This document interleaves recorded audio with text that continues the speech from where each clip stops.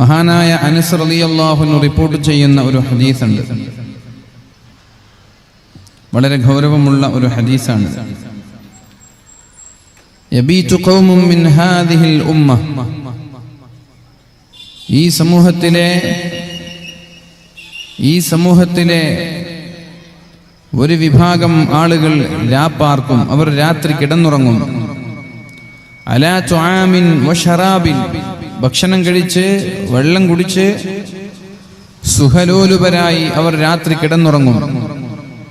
വലഹ്വിൻ വലഅബിൻ, കളിയും ചിരിയും തമാശകളൊക്കെയായി ജീവിതം അടിച്ചുപൊളിച്ച് എല്ലാ ദിവസവും നമ്മളൊക്കെ ഉറങ്ങുന്നത് പോലെ എല്ലാ നാട്ടുകാരും എല്ലാ വീട്ടുകാരും കിടന്നുറങ്ങും. നമ്മളെ കുറിച്ച് പറയാണ്, യബീതു ഖൗമുൻ മിൻ ഹാദിഹിൽ ഉമ്മ, ഈ സമൂഹം കിടന്നുറങ്ങും. അലാ തുആമിൻ വശറാബിൻ, ഭക്ഷണം കഴിച്ച് പാനീയം കഴിച്ച് ഹോട്ടലുകളിലൊക്കെ പോയി വളരെ മനോഹരമായ ഭക്ഷണങ്ങളൊക്കെ കഴിച്ച് നമ്മൾ രാത്രി കിടന്നുറങ്ങും.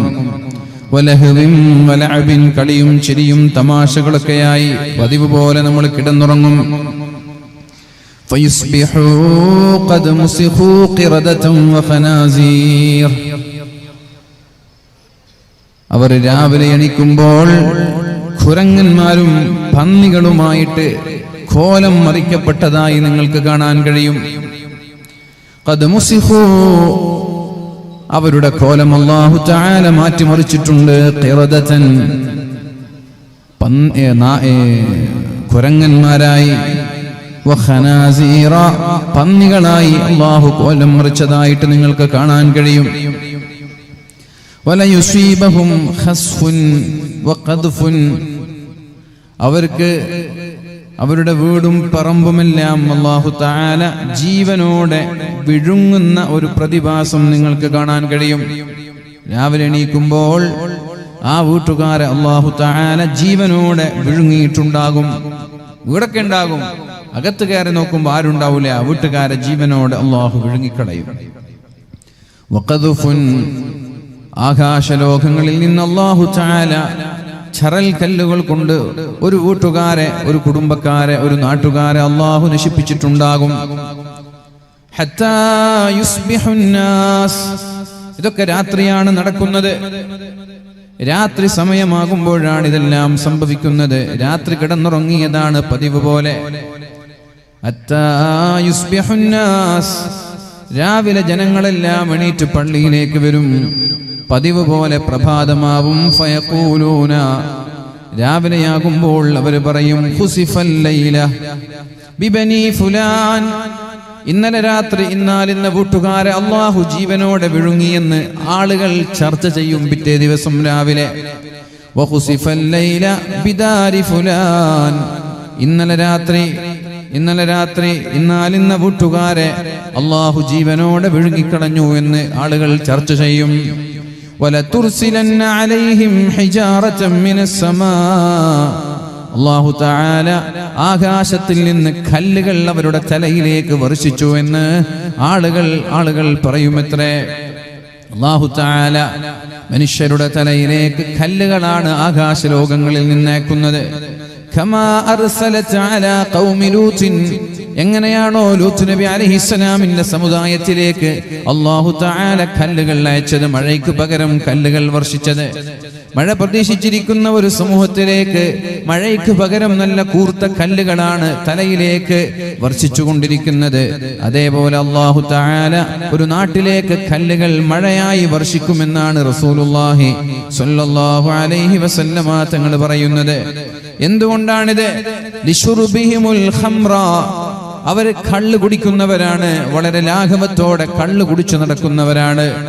കള്ളിനെ അവർ നിസ്സാരമായി കാണുന്നു, മയക്കുമരുന്നിനെ അവർ നിസ്സാരമായി കാണുന്നു എന്ന കാരണത്താൽ അല്ലാഹു തആല ഒരു നാട്ടിൽ ഇതേപോലെയുള്ള പരീക്ഷണങ്ങൾ നൽകുമെന്ന് പരിശുദ്ധ റസൂലുള്ളാഹി സ്വല്ലല്ലാഹു അലൈഹി വസല്ലം. വത്തിഖാദിഹിമുൽ ഖൈനാത്ത്, പെൺകുട്ടികളെല്ലാം സ്റ്റേജിൽ കയറി നൃത്തം ചെയ്യുന്ന സ്വഭാവത്തിലേക്ക്, അങ്ങനെ ഒരു ആചാരങ്ങളിലേക്ക്, സിസ്റ്റങ്ങളിലേക്ക് ഒരു സമൂഹം മാറിപ്പോയി എന്ന കാരണത്താൽ രാത്രി ഉറങ്ങുമ്പോൾ എല്ലാവരും കിടന്നുറങ്ങും. പിറ്റേ ദിവസം ഒരു വീട്ടുകാരെ കാണൂല. അല്ലാഹു തആല ജീവനോടെ അവരെ വിഴുങ്ങിക്കളഞ്ഞിട്ടുണ്ടാകും. അല്ലെങ്കിൽ അല്ലാഹു തആല രാത്രി കിടന്നുറങ്ങിയ മനുഷ്യന്മാര് രാവിലെ കാണുമ്പോൾ അവരെ കാണൂല. അവരെ അല്ലാഹു കുരങ്ങന്മാരാക്കിയിട്ടുണ്ടാകും, പന്നികളാക്കി കോലം മറിച്ചിട്ടുണ്ടാകും. എന്താണ് കാരണമെന്നറിയോ? ഒന്ന്, കള്ളു കുടിക്കുന്നു എന്ന കാരണത്താൽ. രണ്ടാമത്തേത്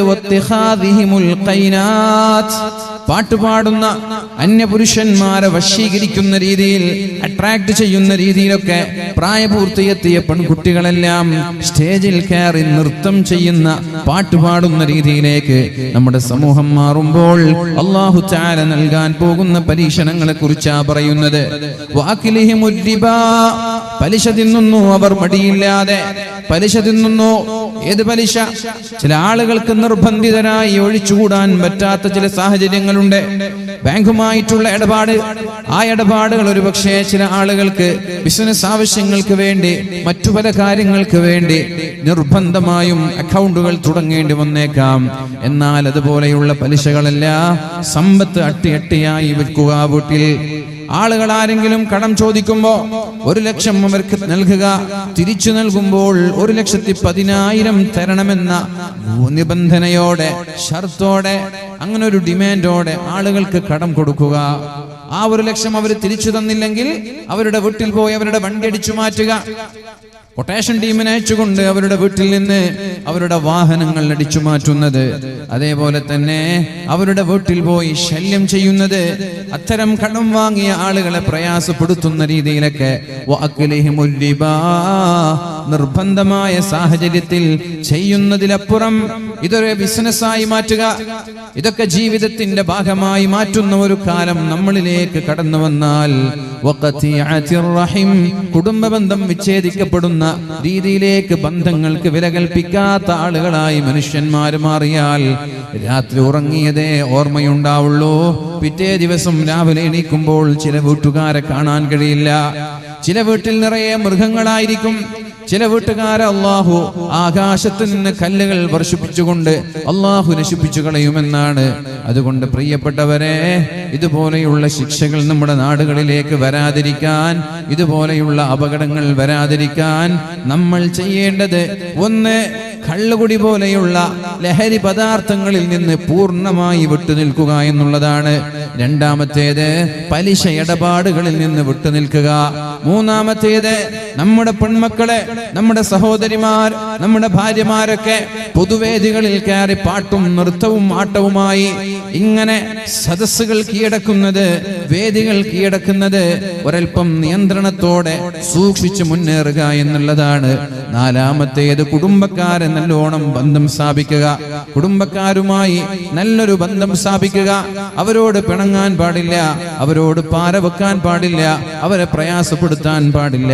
ഈ 4 കാര്യങ്ങൾ സൂക്ഷിച്ചാൽ അള്ളാഹുവിന്റെ ശിക്ഷയിൽ നിന്ന് രക്ഷപ്പെടാമെന്നാണ് ഈ പരിശുദ്ധമായ ഹദീസിലൂടെ പരിശുദ്ധ റസൂലുള്ളാഹി സ്വല്ലല്ലാഹു അലൈഹി വസല്ലം പറയുന്നത്.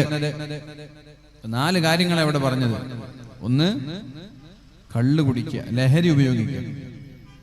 2, പലിശ തിന്നുക.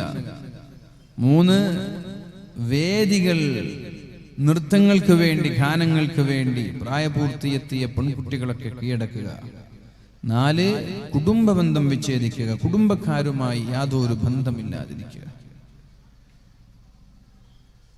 അപ്പൊ അപകടങ്ങളൊക്കെ നമ്മൾ വിളിച്ചു വരുത്തുകയാണ്.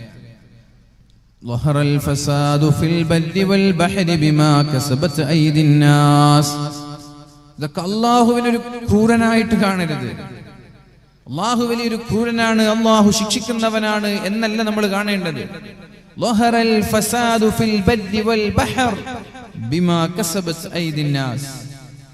ഭൂമിയിലും കരയിലുമെല്ലാം പ്രശ്നങ്ങൾ ഉണ്ടായത്, ഫിത്നകൾ ഉണ്ടായത്, അള്ളാഹുവിന്റെ പരീക്ഷണങ്ങൾ അനുഭവിക്കേണ്ടി വരുന്നത് നമ്മൾ ചെയ്യുന്ന തെറ്റുകൾ കാരണത്താലാണ്. ബിമാ കസബത് ഐദിന്നാസ്, നമ്മൾ ചെയ്യുന്ന പാപങ്ങൾ കാരണത്താലാണ്. അതുകൊണ്ട് പ്രിയപ്പെട്ടവരെ, ജീവിക്കുന്ന സമയത്ത് ഒരുപാട് കാര്യങ്ങൾ നമ്മൾക്ക് ശ്രദ്ധിക്കാനുണ്ട്.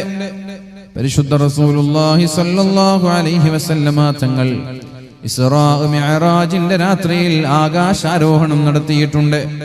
അതേപോലെ അള്ളാഹുവിന്റെ ഹബീബിനെ സ്വപ്നത്തിലൂടെ ആകാശങ്ങളിൽ കടന്നു ചൊല്ലാനും സ്വർഗത്തിൽ പ്രവേശിക്കാനും അള്ളാഹു അവസരം നൽകിയിട്ടുണ്ട്. അങ്ങനെ ഒരു ദിവസം അല്ലാഹുവിന്റെ ഹബീബ് സ്വർഗത്തിലേക്ക് പ്രവേശിച്ചപ്പോൾ സ്വർഗത്തിൽ അല്ലാഹുവിന്റെ ഹബീബായ നബി തങ്ങൾ ഒരു കാൽ പെരുമാറ്റം കേൾക്കാനിടയായി. ഒരു ചവിട്ടടി ശബ്ദം അല്ലാഹുവിന്റെ ഹബീബ് കേൾക്കാനിടയായി. നബി തങ്ങളെക്കാളും മുമ്പ് സ്വർഗത്തിലെത്തിയോ എന്നാണ് നബി തങ്ങൾ ചോദിക്കുന്നത്. ആരാണ് എന്നെക്കാളും മുമ്പ് സ്വർഗത്തിലെത്തിയത്? റസൂലുള്ളാഹി സ്വല്ലല്ലാഹു അലൈഹി വസല്ലമ തങ്ങൾക്ക് മറുപടി കിട്ടി, അത് ഇന്നാലിന്ന സ്വഹാബിയായ സഹോദരിയാണ്. രണ്ടാളുകളാണ് അല്ലാഹുവിന്റെ ഹബീബിനെക്കാളും മുമ്പ് സ്വർഗത്തിലെത്തിയത്. അല്ലാഹുവിന്റെ ഹബീബ് സ്വർഗത്തിൽ പരിശുദ്ധമായ ഖുർആൻ പാരായണം കേൾക്കാനിടയായി. മറ്റൊരു ദിവസം നബി തങ്ങൾ ഉറങ്ങുമ്പോൾ മഹദിയായ ആയിഷ ബീവി റളിയല്ലാഹു അൻഹാ റിപ്പോർട്ട് ചെയ്യുന്ന ഹദീസാണിത്. നബി തങ്ങൾ ഉറങ്ങുമ്പോൾ നബി തങ്ങളെ അല്ലാഹു സ്വപ്നത്തിലൂടെ ഇങ്ങനെ യാത്ര ചെയ്യിപ്പിക്കുന്നുണ്ട്. ആ സമയത്ത് സ്വർഗത്തിലൂടെ സഞ്ചരിക്കുമ്പോൾ സ്വർഗത്തിലൊരു ഖുർആൻ പാരായണം അല്ലാഹുവിന്റെ ഹബീബിന് കേൾക്കാനിടയായി. നബി തങ്ങൾ ചോദിച്ചു, ആരാണത്? മഹാനായ ജിബ്രീൽ അലൈഹിസ്സലാം പറഞ്ഞു, അത് ഹാരിസത്ത് ഇബ്നു നുഅ്മാൻ, മഹാനായ ഹാരിസത്ത് ഇബ്നു നുഅ്മാൻ എന്നവരാണ്. രണ്ടാളുകളാണ് ഇവിടെ നബി തങ്ങളെക്കാളും മുമ്പ് സ്വർഗത്തിലെത്തിയെന്ന് സ്വപ്നത്തിലൂടെ അല്ലാഹുവിന്റെ ഹബീബിനെ കാണാനിടയായത്. രണ്ടാളുകൾക്കും പ്രത്യേകതയുണ്ട്. ഒന്ന് സ്ത്രീകളെ പ്രതിനിധീകരിക്കുന്ന ഒരാളാണ്, ഒന്ന് പുരുഷന്മാരെ പ്രതിനിധീകരിക്കുന്ന ആളാണ്. ഒന്ന് പെണ്ണാണ്, രണ്ട് ആണ്. അതാണ് ഇന്നത്തെ വിഷയം. ഞാൻ ഇന്ന് മാതാപിതാക്കളുമായി ബന്ധപ്പെട്ട വിഷയമാണ് ഇവിടെ ചർച്ച ചെയ്യാൻ ആഗ്രഹിക്കുന്നത്. രണ്ട് പ്രതീകങ്ങളാണ്. ഒന്ന് സ്ത്രീകളുടെ ഭാഗത്ത് നിന്നൊരു പ്രതിനിധി, രണ്ട് പുരുഷന്മാരുടെ ഭാഗത്ത് നിന്നുള്ളൊരു പ്രതിനിധി. അപ്പൊ ഈ സഹോദരി എങ്ങനെ സ്വർഗത്തിലെത്തി? ഈ സ്വഹാബിയായ പുരുഷൻ എങ്ങനെ സ്വർഗത്തിലെത്തി? നബി തങ്ങൾ ആരാണെന്ന് ചോദിച്ചപ്പോ ഉമ്മു സുലൈമാണെന്ന് പറഞ്ഞു. ഉമ്മു സുലൈം അതൊരു പെണ്ണാണ്. എന്തുകൊണ്ടാണ് ആ സഹോദരി അല്ലാഹുവിന്റെ ഹബീബിനെക്കാളും മുമ്പ് സ്വർഗത്തിലെത്താനുള്ള കാരണം?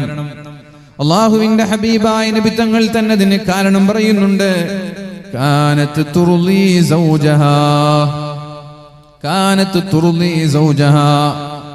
ജീവിതത്തിൽ ഒരു ഒറ്റ പ്രാവശ്യം പോലും തന്റെ ഭർത്താവിന് പ്രയാസം വരരുത് എന്ന് ചിന്തിച്ച്, തന്റെ ഭർത്താവിന് മാനസികമായ ഒരു ടെൻഷൻ പോലും ഉണ്ടാവരുത് എന്ന് ചിന്തിച്ച് ജീവിതം മുഴുവനും ഭർത്താവിനെ സന്തോഷിപ്പിച്ചു എന്ന കാരണത്താലാണ് മഹദിയായ ഉമ്മു സുലൈം എന്ന് പറയുന്ന സഹോദരിക്ക് അല്ലാഹു തആല സ്വർഗ്ഗം നൽകിയത് എന്ന് പരിശുദ്ധ റസൂലുള്ളാഹി സ്വല്ലല്ലാഹു അലൈഹി വസല്ലം. സഹോദരി പ്രതിനിധീകരിക്കുന്ന, സ്ത്രീകളെ പ്രതിനിധീകരിക്കുന്ന ഉമ്മു സുലൈം എന്നവർ സ്വർഗത്തിലെത്താനുള്ള കാരണം ഭർത്താവിനെ തൃപ്തിപ്പെടുത്തി എന്ന കാരണത്താലാണ്. നമ്മൾക്കൊക്കെ അറിയാം ഉമ്മു സുലൈം എന്നവരുടെ ചരിത്രം. മഹാനായ അബൂ ത്വൽഹ റളിയല്ലാഹു അൻഹു വളരെ വിദൂരത്ത് നിന്ന് യാത്ര ചെയ്ത് തിരിച്ചു വരുമ്പോ മകൻ മരിച്ച വിവരം അബൂ ത്വൽഹ റളിയല്ലാഹു അൻഹുവിന് അറിയില്ല. ഉമ്മു സുലൈമിനോട് ചോദിച്ചു, മക്കൾ എന്ത് ചെയ്യുന്നു എന്ന്. ഉമ്മു സുലൈം പറഞ്ഞു, മക്കളൊക്കെ വളരെ സമാധാനത്തോടെ കിടന്നുറങ്ങുന്നുണ്ട് എന്ന്. രാത്രിയായതുകൊണ്ട് മക്കളെ അന്വേഷിക്കാനോ നോക്കാനോ പോയില്ല. വളരെ മനോഹരമായ ഭക്ഷണം, സ്വാദിഷ്ടമായ ഭക്ഷണം കഴിച്ചു. രണ്ടുപേരും കിടപ്പറ പങ്കിട്ടു. വളരെ വിദൂരത്ത് നിന്ന് മാസങ്ങൾക്ക് ശേഷം വരുന്ന ഭർത്താവാണ്. രണ്ടുപേരും കിടപ്പറ പങ്കിട്ടതിന് ശേഷമാണ് മഹദിയായ ഉമ്മു സുലൈം എന്ന് പറയുന്ന ഭാര്യ പറയുന്നത്, അല്ലാഹു നമ്മൾക്ക് തന്ന കുഞ്ഞിനെ അല്ലാഹു തിരിച്ചു കൊണ്ടുപോയിട്ടുണ്ട് എന്ന്. നോക്കണം, നമ്മൾ ഒരു കുഞ്ഞ് മരിച്ചാൽ ഒരു മാതാവിന് പിടിച്ചു നിൽക്കാൻ കഴിയുമോ? ഒരു കുഞ്ഞ് മരിച്ചാൽ ഒരു മാതാവിന് പിടിച്ചു നിൽക്കാൻ കഴിയുമോ? മക്കൾക്ക് ചെറിയൊരു തലവേദന വന്നാൽ ഗൾഫിലുള്ള ഭർത്താക്കന്മാരെ വിളിച്ച് പ്രയാസപ്പെടുത്തുന്ന ഉമ്മമാരില്ല ഇവിടെ? ചെറിയൊരു പനി വരുമ്പോ, വലിയൊരസുഖം പോലെ ഗൾഫിലുള്ള ഭർത്താക്കന്മാരോട് പറയാണ്, അവരാകെ പേടിച്ചു ബേജാറായി, പഠിച്ചോനെ എന്റെ മകൾക്ക് എന്തു പറ്റി? ഇതിവിടെ മരിച്ചു കിടക്കുന്ന ഒരു മകൻ, ആ മകൻ മരിച്ച ദിവസം പോലും നല്ല സുഭിക്ഷമായ ഭക്ഷണമുണ്ടാക്കി തലമുടി അഴിച്ചു വെച്ച് ഭ്രാന്തമായി കരഞ്ഞില്ല, പൊട്ടിക്കരഞ്ഞില്ല. കാണുന്ന ആളുകളോടൊക്കെ വേവലാതികളും പരാതികളും പങ്കുവെച്ചില്ല. വളരെ മനോഹരമായ ഭക്ഷണം കഴിച്ചു, ഭക്ഷണമുണ്ടാക്കി, കുട്ടിയെ മറമാടി ഭക്ഷണമുണ്ടാക്കി, മണിയറ ഒരുക്കി, ഭർത്താവുമായി കിടപ്പറ പങ്കിട്ടതിന് ശേഷം ഭർത്താവിനെ സുഖിപ്പിച്ചതിന് ശേഷമാണ് ഭർത്താവിനോട് പറയുന്നത്, നമ്മൾക്ക് അല്ലാഹു തആല കടമായി തന്ന കുഞ്ഞിനെ അല്ലാഹു തിരിച്ചു കൊണ്ടുപോയിട്ടുണ്ട്. ഇനി നിങ്ങൾ നോക്കൂ, വളരെ വിദൂരത്ത് നിന്ന് വരുന്ന ഒരു ഭർത്താവിനോട് വീട്ടിലേക്ക് കയറുമ്പോൾ തന്നെ ഭാര്യ പറയുന്നത് ഞങ്ങളുടെ കുഞ്ഞുമോനെ അള്ളാഹു കൊണ്ടുപോയിട്ടുണ്ട് എന്നാണെങ്കിൽ ആ ഭർത്താവിന് വീട്ടിലേക്ക് കയറുമ്പോൾ തന്നെ നെഗറ്റീവായ ഒരു എനർജിയല്ലേ കിട്ടുന്നത്. ദുഃഖത്തോടെയല്ലേ കയറാൻ കഴിയുക. അന്ന് ഭക്ഷണം കഴിക്കാനുള്ള മൂടുണ്ടാകുമോ? കിടപ്പറ പങ്കിടാനുള്ള താല്പര്യമുണ്ടാകുമോ? ആ ഭർത്താവിന് മാനസികമായ പ്രയാസം കാരണം ഭക്ഷണം കഴിക്കൂല, അന്ന് കിടപ്പറ പങ്കിടൂല, സ്വാഭാവികമായി വിഷമം സഹിക്കും. അതുകൊണ്ട് ഒരു മാതാവ് തന്റെ കുഞ്ഞ് മരിച്ചിട്ട് പോലും തന്റെ വിഷമം പുറത്തറിയിക്കാതെ ഭർത്താവിനെ തൃപ്തിപ്പെടുത്തി എന്ന കാരണത്താൽ അള്ളാഹു സ്വർഗം നൽകി എന്ന് പരിശുദ്ധ റസൂലുള്ളാഹി സ്വല്ലല്ലാഹു അലൈഹി വസല്ലം. അപ്പൊ ഒരു പെണ്ണിന് സ്വർഗത്തിലേക്കുള്ള താക്കോൽ എന്ന് പറയുന്നത് അവളുടെ ഭർത്താവിന്റെ കൈകളിലാണ്. ഭർത്താവിനെ സന്തോഷിപ്പിക്കലാണ് ഒരു പെണ്ണിന് സ്വർഗം കിട്ടാനുള്ള വഴി. നബി തങ്ങൾ പറഞ്ഞു അയ്യുമംറഅത്തിൻ മാതത് വസൗജുഹാ അൻഹാ റാൽ. അയ്യുമംറഅത്തിൻ മാതത്, ഏതെങ്കിലും ഒരു പെണ്ണ് മരിച്ചു പോകുമ്പോൾ വസൗജുഹാ അൻഹാ റാൽ, ഭർത്താവിന് ആ പെണ്ണിനെ കുറിച്ച് നല്ല അഭിപ്രായമാണെങ്കിൽ ദഖലത്തിൽ ജന്ന, ആ പെണ്ണ് സ്വർഗ്ഗത്തിലായിരിക്കുമെന്ന് മുഹമ്മദുർ റസൂലുള്ളാഹ്. ഭർത്താവ് ഭാര്യ മരിച്ചു പോകുമ്പോൾ ഭർത്താവിന് ഭാര്യയെ കുറിച്ച് നല്ല അഭിപ്രായമാണെങ്കിൽ ആ പെണ്ണ് സ്വർഗത്തിലാണ്. ഇനി വരൂ മഹാനായ ഹാരിസത്ത് ഇബ്നു നുഅ്മാൻ റളിയല്ലാഹു അൻഹുവിന്റെ വിഷയത്തിലേക്ക്. അല്ലാഹുവിന്റെ ഹബീബായ നബി തങ്ങൾ പറയുന്നുണ്ട്, ഞാൻ ഉറങ്ങുമ്പോൾ അല്ലാഹു എനിക്ക് സ്വപ്നം കാണിച്ചു തരികയുണ്ടായി. എന്താണ് സ്വപ്നത്തിലൂടെ ഞാൻ കണ്ടത്? ഒരു ഖുർആൻ പാരായണം ചെയ്യുന്ന ശബ്ദമാണ് ഞാൻ കേൾക്കാനിടയായത്. ഞാൻ ചോദിച്ചു, ഇത് ആരുടെ ശബ്ദമാണ്? എന്നോട് പറഞ്ഞു, ഇത് ഹാരിസത്ത് ഇബ്നു നുഅ്മാൻ എന്നവരുടെ ശബ്ദമാണ്. ഞാൻ എന്താ ചെയ്തത്? ഉടനെ തന്നെ അല്ലാഹുവിന്റെ ഹബീബായ മുഹമ്മദുർ റസൂലുള്ളാഹി സ്വല്ലല്ലാഹു അലൈഹി വസല്ലമ തങ്ങൾ പറഞ്ഞു, കദാലികൽ ബിർറു, ഇങ്ങനെയാണ് മാതാപിതാക്കളോട് ഗുണം ചെയ്ത ആളുകൾക്ക് അല്ലാഹു തആല പ്രതിഫലമായി നൽകുന്നത്. ഇതാണ് കദാലികൽ ബിർറു, മാതാപിതാക്കളോട് ഗുണം ചെയ്യുന്ന ആളുകൾക്ക് അല്ലാഹു നൽകുന്ന പ്രതിഫലം ഇങ്ങനെയാണ് എന്ന് മുഹമ്മദുർ റസൂലുള്ളാഹ്. ഫകാന അബറൻ നാസി ബി ഉമ്മിഹി, സ്വഹാബാക്കളിൽ ഏറ്റവും നല്ല രീതിയിൽ മാതാവിനോട് നന്മ ചെയ്യുന്ന ഒരാളായിരുന്നു ഹാരിസത്ത് ഇബ്നു നുഅ്മാൻ എന്നവർ. അപ്പോൾ ഒരു പുരുഷൻ അല്ലാഹു തആല സ്വർഗ്ഗം നൽകണമെങ്കിൽ പ്രിയപ്പെട്ടവരെ നമ്മൾ ചെയ്യേണ്ടത്, നമ്മുടെ താക്കോൽ നമ്മുടെ മാതാപിതാക്കളുടെ കൈകളിലാണ്. മാതാപിതാക്കളെ തൃപ്തിപ്പെടുത്തിയാലേ ഒരു പുരുഷൻ അല്ലാഹു സ്വർഗ്ഗം നൽകാൻ പോകുന്നുള്ളൂ. കാരണം റിളല്ലാഹി ഫീ റിളൽ വാലിദൈൻ, നമ്മളെ തസ്ബീഹ് മാല കയ്യിൽ പിടിക്കുന്നത് അല്ലാഹുവിന്റെ തൃപ്തി ആഗ്രഹിച്ചിട്ടാണെങ്കിൽ, 5 നേരം പള്ളിയിലേക്ക് പോകുന്നത് മാതാപിതാക്കളുടെ തൃപ്തി ആഗ്രഹിച്ചിട്ടാണെങ്കിൽ, പ്രിയപ്പെട്ടവരെ, അള്ളാഹുവിന്റെ തൃപ്തി പള്ളിയുടെ മുസല്ലയിലല്ല, മെഹ്റാബിലല്ല, തസ്ബീഹ് മാലയിലല്ല. അള്ളാഹുവിന്റെ തൃപ്തി മാതാപിതാക്കളുടെ തൃപ്തിയിലാണ്. മാതാപിതാക്കളെ വേദനിപ്പിച്ച്, മാതാപിതാക്കളെ പ്രയാസപ്പെടുത്തി നിന്റെ കയ്യിലുള്ള തസ്ബീഹ് മാല അള്ളാഹുവിന് വേണ്ട. നീ പള്ളിയിലിരുന്ന് മെഹ്റാബിലിരുന്ന് സുജൂദിൽ കിടക്കുന്നത് അള്ളാഹുവിന് വേണ്ട. രാത്രി ഉറക്കമൊഴിച്ച് തഹജ്ജുദ് നിസ്കരിക്കുന്നത് പോലും അള്ളാഹുവിന് ആവശ്യമില്ല. പ്രിയപ്പെട്ടവരെ, റിളല്ലാഹി ഫീ റിളൽ വാലിദൈൻ, മാതാപിതാക്കളുടെ തൃപ്തിയുണ്ടായാൽ മാത്രമേ അള്ളാഹുവിന്റെ തൃപ്തിയുണ്ടാകുള്ളൂ എന്ന് മുഹമ്മദുർ റസൂലുള്ളാഹ്. ആരെങ്കിലും അള്ളാഹുവിന്റെ തൃപ്തി വേണം എന്ന് ആരെങ്കിലും ആഗ്രഹിക്കുന്നുവെങ്കിൽ ആദ്യമായി നമ്മുടെ മാതാപിതാക്കളുടെ സമീപത്ത് പോയിട്ട് അവരോട് ചോദിക്കുക, എന്നെ കുറിച്ചുള്ള അഭിപ്രായം എന്താണ്? ഞാൻ നിങ്ങളോട് എന്തെങ്കിലും ചെയ്തു തരാനുണ്ടോ? വല്ല കടപ്പാടും നിങ്ങളോട് ചെയ്യാൻ ബാക്കിയുണ്ടോ? അങ്ങനെ മാതാപിതാക്കൾക്ക് നമ്മളെ കുറിച്ച് നല്ല അഭിപ്രായമാണെങ്കിൽ മാത്രമേ അള്ളാഹുവിന് നമ്മളെ കുറിച്ച് നല്ല അഭിപ്രായം ഉണ്ടാവുള്ളൂ. വസഖത്തുല്ലാഹി ഫീ സഖത്തുൽ വാലിദൈൻ, അള്ളാഹുവിന്റെ കോപം, അള്ളാഹുവിന്റെ വെറുപ്പ്, അള്ളാഹുവിന്റെ ദേഷ്യം അത് മാതാപിതാക്കളുടെ കോപത്തിലാണ്, മാതാപിതാക്കളുടെ ദേഷ്യത്തിലായിരിക്കുമെന്ന് പരിശുദ്ധ റസൂലുള്ളാഹി സ്വല്ലല്ലാഹു അലൈഹി വസല്ലം. അപ്പൊ എന്താ ചെയ്യേണ്ടത്? ഒരു പുരുഷനെ സംബന്ധിച്ചിടത്തോളം അവന് വലുത് അവന്റെ മാതാപിതാക്കളാണ്. ഒരു പെണ്ണിനെ സംബന്ധിച്ചിടത്തോളം അവൾക്ക് വലുത് അവളുടെ ഭർത്താവാണ്, അവളുടെ മാതാപിതാക്കളല്ല. ലോകാവസാനത്തിന്റെ അടയാളങ്ങളിൽ അള്ളാഹുവിന്റെ ഹബീബായ നബി തങ്ങൾ എണ്ണിയ ഒരു കാര്യമുണ്ട്.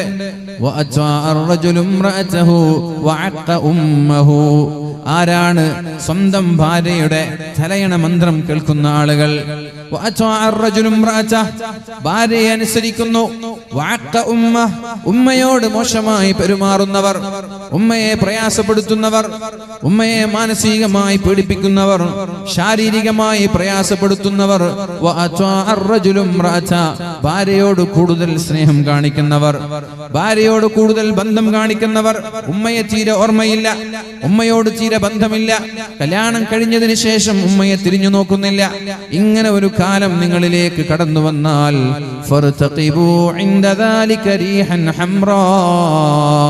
ശക്തമായ തീക്കാറ്റുകളെ നിങ്ങൾ പ്രതീക്ഷിക്കണമെന്ന് പരിശുദ്ധ റസൂലുള്ളാഹ്. ഭൂകമ്പങ്ങളെ പ്രതീക്ഷിക്കണേ. അല്ലാഹു തആല കുരങ്ങന്മാരാക്കി പന്നികളാക്കി മനുഷ്യനെ കോലം മാറ്റി മറിക്കുന്ന ശിക്ഷയെ നിങ്ങൾ പ്രതീക്ഷിക്കണേ. ആകാശലോകങ്ങളിൽ നിന്ന് ലൂത്ത് നബി അലൈഹിസ്സലാമിന്റെ സമൂഹത്തിന് ചരൽക്കല്ലുകൾ കൊണ്ട് അല്ലാഹു നശിപ്പിച്ചതുപോലെ നമ്മുടെ സമൂഹത്തിലേക്കും ചരൽക്കല്ലുകൾ മഴയായി വർഷിപ്പിക്കപ്പെടുന്ന അല്ലാഹുവിന്റെ പ്രകൃതിയുടെ ദുരന്തത്തെ നിങ്ങൾ കാത്തിരിക്കണമെന്ന് മുഹമ്മദുർ റസൂലുള്ളാഹി സ്വല്ലല്ലാഹു അലൈഹി വസല്ലം. കല്യാണം കഴിഞ്ഞാൽ ഒരു ചെറുപ്പക്കാരന് ഭാര്യയല്ല വലുത്, വലുത് ഉമ്മയാണ്. ഉമ്മയോട് മോശമായിട്ട് പെരുമാറാം.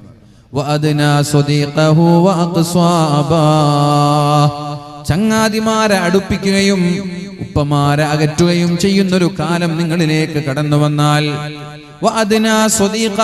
ചങ്ങാതിമാരെ അടുപ്പിക്കുക, ഉപ്പമാരെ അകറ്റുകയും ചെയ്യുന്നൊരു കാലം നിങ്ങളിലേക്ക് കടന്നു വന്നാൽ, ഉപ്പ പറഞ്ഞു ഒന്ന് ഹോസ്പിറ്റലിൽ പോയി വരാമെന്ന്. അപ്പോഴേക്കും മകന് പറയുന്നു, ഉപ്പ എനിക്ക് സമയമില്ല, എനിക്ക് പഠിക്കാനുണ്ട്, എനിക്ക് ജോലിയുടെ തിരക്കുണ്ട് എന്ന്. എന്നാൽ അതേ സമയം ഒരു ചങ്ങാതി വിളിക്കുകയാണ്, ഒന്ന് ടൗണിൽ പോയി വരാമെന്ന്. അപ്പോഴേക്കും അവൻ റെഡിയാണ്, അപ്പോഴേക്കും അവന് തയ്യാറാണ്, ഹോട്ടലിൽ പോകാൻ തയ്യാറാണവൻ. ഒന്ന് ഭക്ഷണം കഴിക്കാൻ വേണ്ടി ഹോട്ടലിൽ പോകാം, ഒന്ന് ജ്യൂസ് കുടിക്കാൻ വേണ്ടി ഏതെങ്കിലും കുൾബാറിൽ പോകാം എന്ന് പറയുമ്പോ അപ്പോഴേക്കും അവന് തയ്യാറാണ്. അതേസമയം അവന്റെ പിതാവ് വിളിച്ചിരുന്നു, ഒന്ന് അങ്ങാടിയിൽ പോയി വരാം, ഒന്ന് മത്സ്യം വാങ്ങാൻ, കറന്റ് ബില്ല് കെട്ടാൻ, ഹോസ്പിറ്റലിൽ പോകാൻ, മരുന്ന് വാങ്ങാൻ, അങ്ങനെ ചെറിയ ആവശ്യങ്ങൾക്ക് വേണ്ടി പിതാവ് വിളിച്ചപ്പോ തിരക്കുണ്ട് എന്ന് പറഞ്ഞവനാണ് ഒരു സുഹൃത്ത് വിളിക്കുമ്പോൾ ഓടിപ്പോകുന്നത്. ഇതാണ്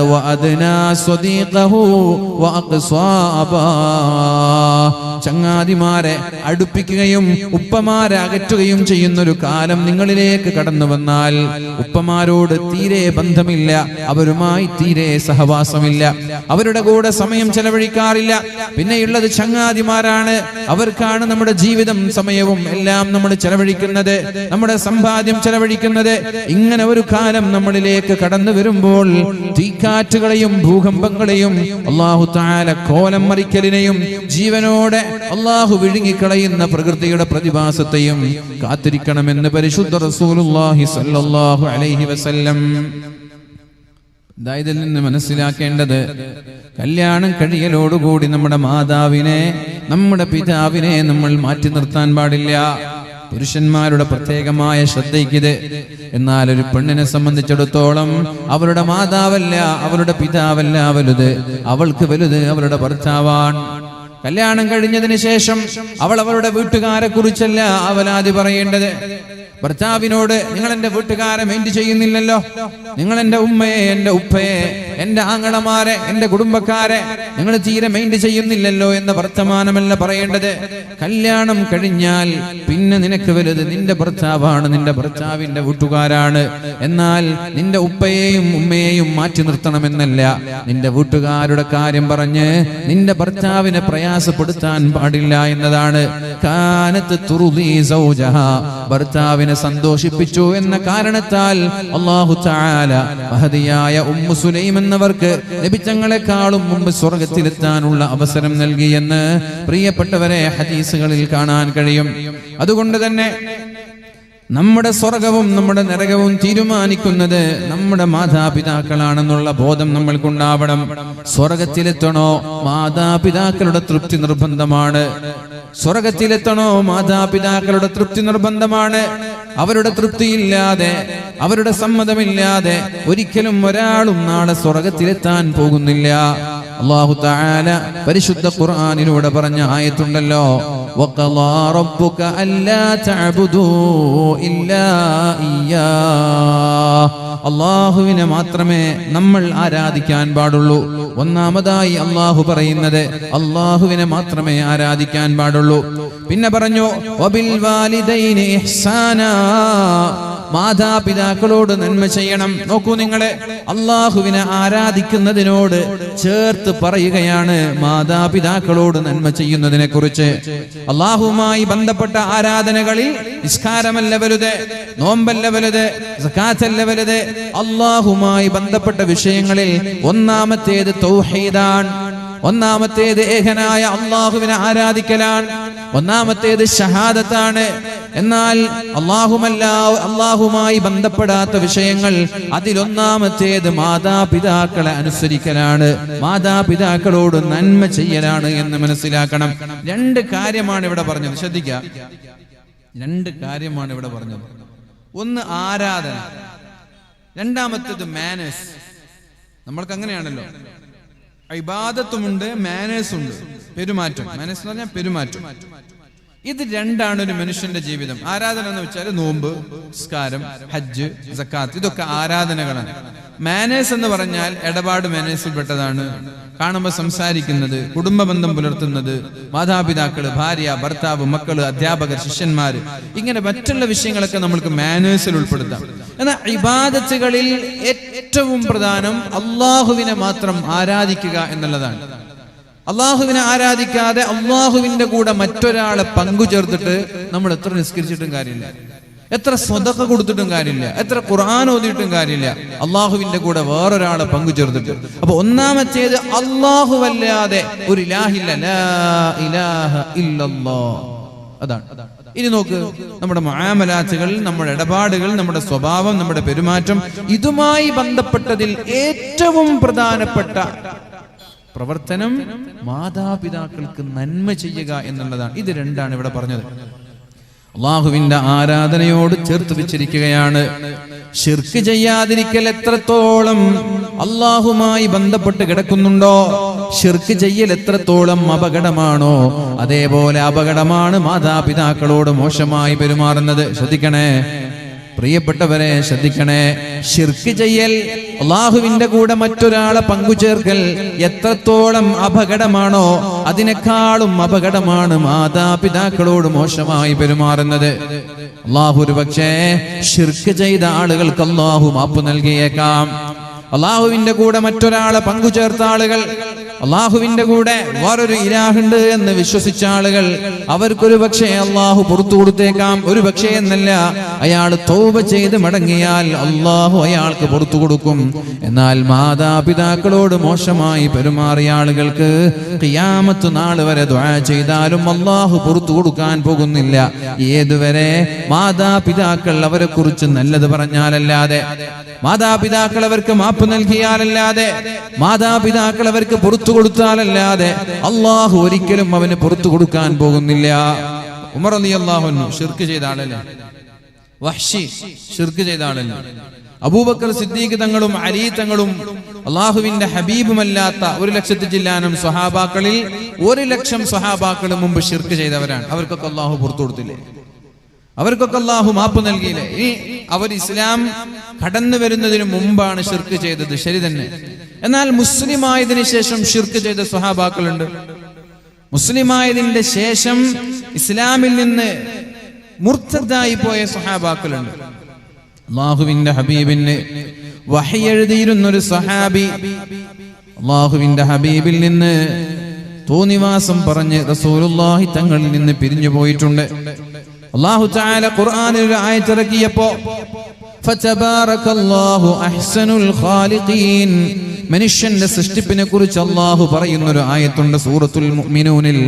ആ ആയത്ത് ഇങ്ങനെ പറഞ്ഞപ്പോ ആ മനുഷ്യൻ, ആ സ്വഹാബി പറഞ്ഞു ഫതബാറകല്ലാഹു അഹ്സനുൽ ഖാലിഖീൻ, അല്ലാഹുവിന്റെ സൃഷ്ടിപ്പ് എത്ര മനോഹരമാണ്.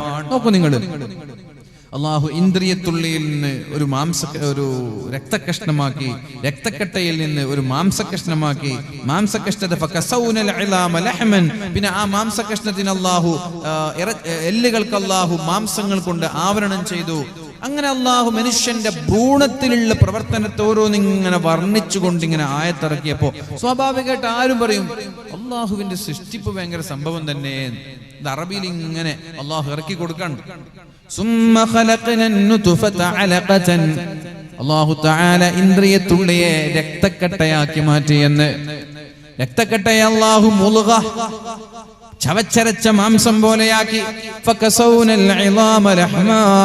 എന്നിങ്ങനെ മനുഷ്യന്റെ സൃഷ്ടിപ്പിനെ കുറിച്ച് പറയുമ്പോൾ ഒരു സ്വഹാബി അള്ളാഹുവിന്റെ ഹബീബിന്റെ വഹി എഴുതിക്കൊണ്ടിരിക്കുകയാണ്. അദ്ദേഹം പറഞ്ഞു ഫതബാറകല്ലാഹു അഹ്സനുൽ ഖാലിഖീൻ, അള്ളാഹുവിന്റെ സൃഷ്ടിപ്പ് എത്ര മനോഹരമാണ് എന്ന്. അപ്പൊ നബി തങ്ങൾ ആ സ്വഹാബിയോട് പറഞ്ഞു ഉക്തുബ്, നീ പറഞ്ഞതുപോലെ എഴുത്. ഹാകദാ ഉൻസില, അള്ളാഹു ഇതേ വാക്കാണ് എനിക്ക് മറക്കി തന്നത്. മനസ്സിലായോ? വഹി എഴുതുന്ന സ്വഹാബി അയാളുടെ സ്വന്തം വാക്ക് പറഞ്ഞതാണ് ഫതബാറകല്ലാഹു അഹ്സനുൽ ഖാലിഖീൻ, പടച്ചോന്റെ സൃഷ്ടിപ്പ് ഭയങ്കര സംഭവം തന്നെ. നമ്മൾ മലയാളത്തിൽ അങ്ങനെ പറയും. ഇത് പറഞ്ഞപ്പോ നബി തങ്ങൾ പറഞ്ഞു ഉക്തുബ്, നീ അതേപോലെ എഴുത്, അള്ളാഹു എനിക്ക് അതേപോലെ ആയത്തിറക്കി തന്നു. അപ്പൊ ഈ മനുഷ്യന് ഖൽബിൽ ചെറിയൊരു ഈഗോ ഉണ്ടായി. നിങ്ങൾക്ക് വഹി ഇറങ്ങുന്നുവെങ്കിൽ എനിക്കും വഹി ഇറങ്ങുന്നു എന്ന് പറഞ്ഞു. ആരാ നോക്കണം? നബി തങ്ങളുടെ സ്വഹാബി എന്നതിലപ്പുറം വഹി എഴുതുന്ന ഒരാളാണ്. വഹി എഴുതുന്ന വിശ്വസ്തരായ ആളുകളെ അല്ലാതെ വഹി എഴുതാൻ ഏൽപ്പിക്കൂല. അങ്ങനെ വഹി എഴുതുന്ന ഒരു സ്വഹാബിയാണ് നിങ്ങൾക്ക് വഹി ഇറങ്ങുന്നുവെങ്കിൽ എനിക്കും വഹി ഇറങ്ങുന്നു എന്ന് പറഞ്ഞ് മുർത്തദ്ദായി പോകുന്നത്. നബി തങ്ങൾ അദ്ദേഹത്തെ വധിക്കാൻ കൽപ്പനയിട്ടു. അയാൾ എവിടെ കണ്ടാലും കൊല്ലണം. നബി തങ്ങളുടെ അടുത്ത് ഇറങ്ങിപ്പോയി. എവിടെ കണ്ടാലും അദ്ദേഹത്തെ വധിക്കണം എന്ന് നബി സല്ലല്ലാഹു അലൈഹി വസല്ലമ തങ്ങൾ പറഞ്ഞു.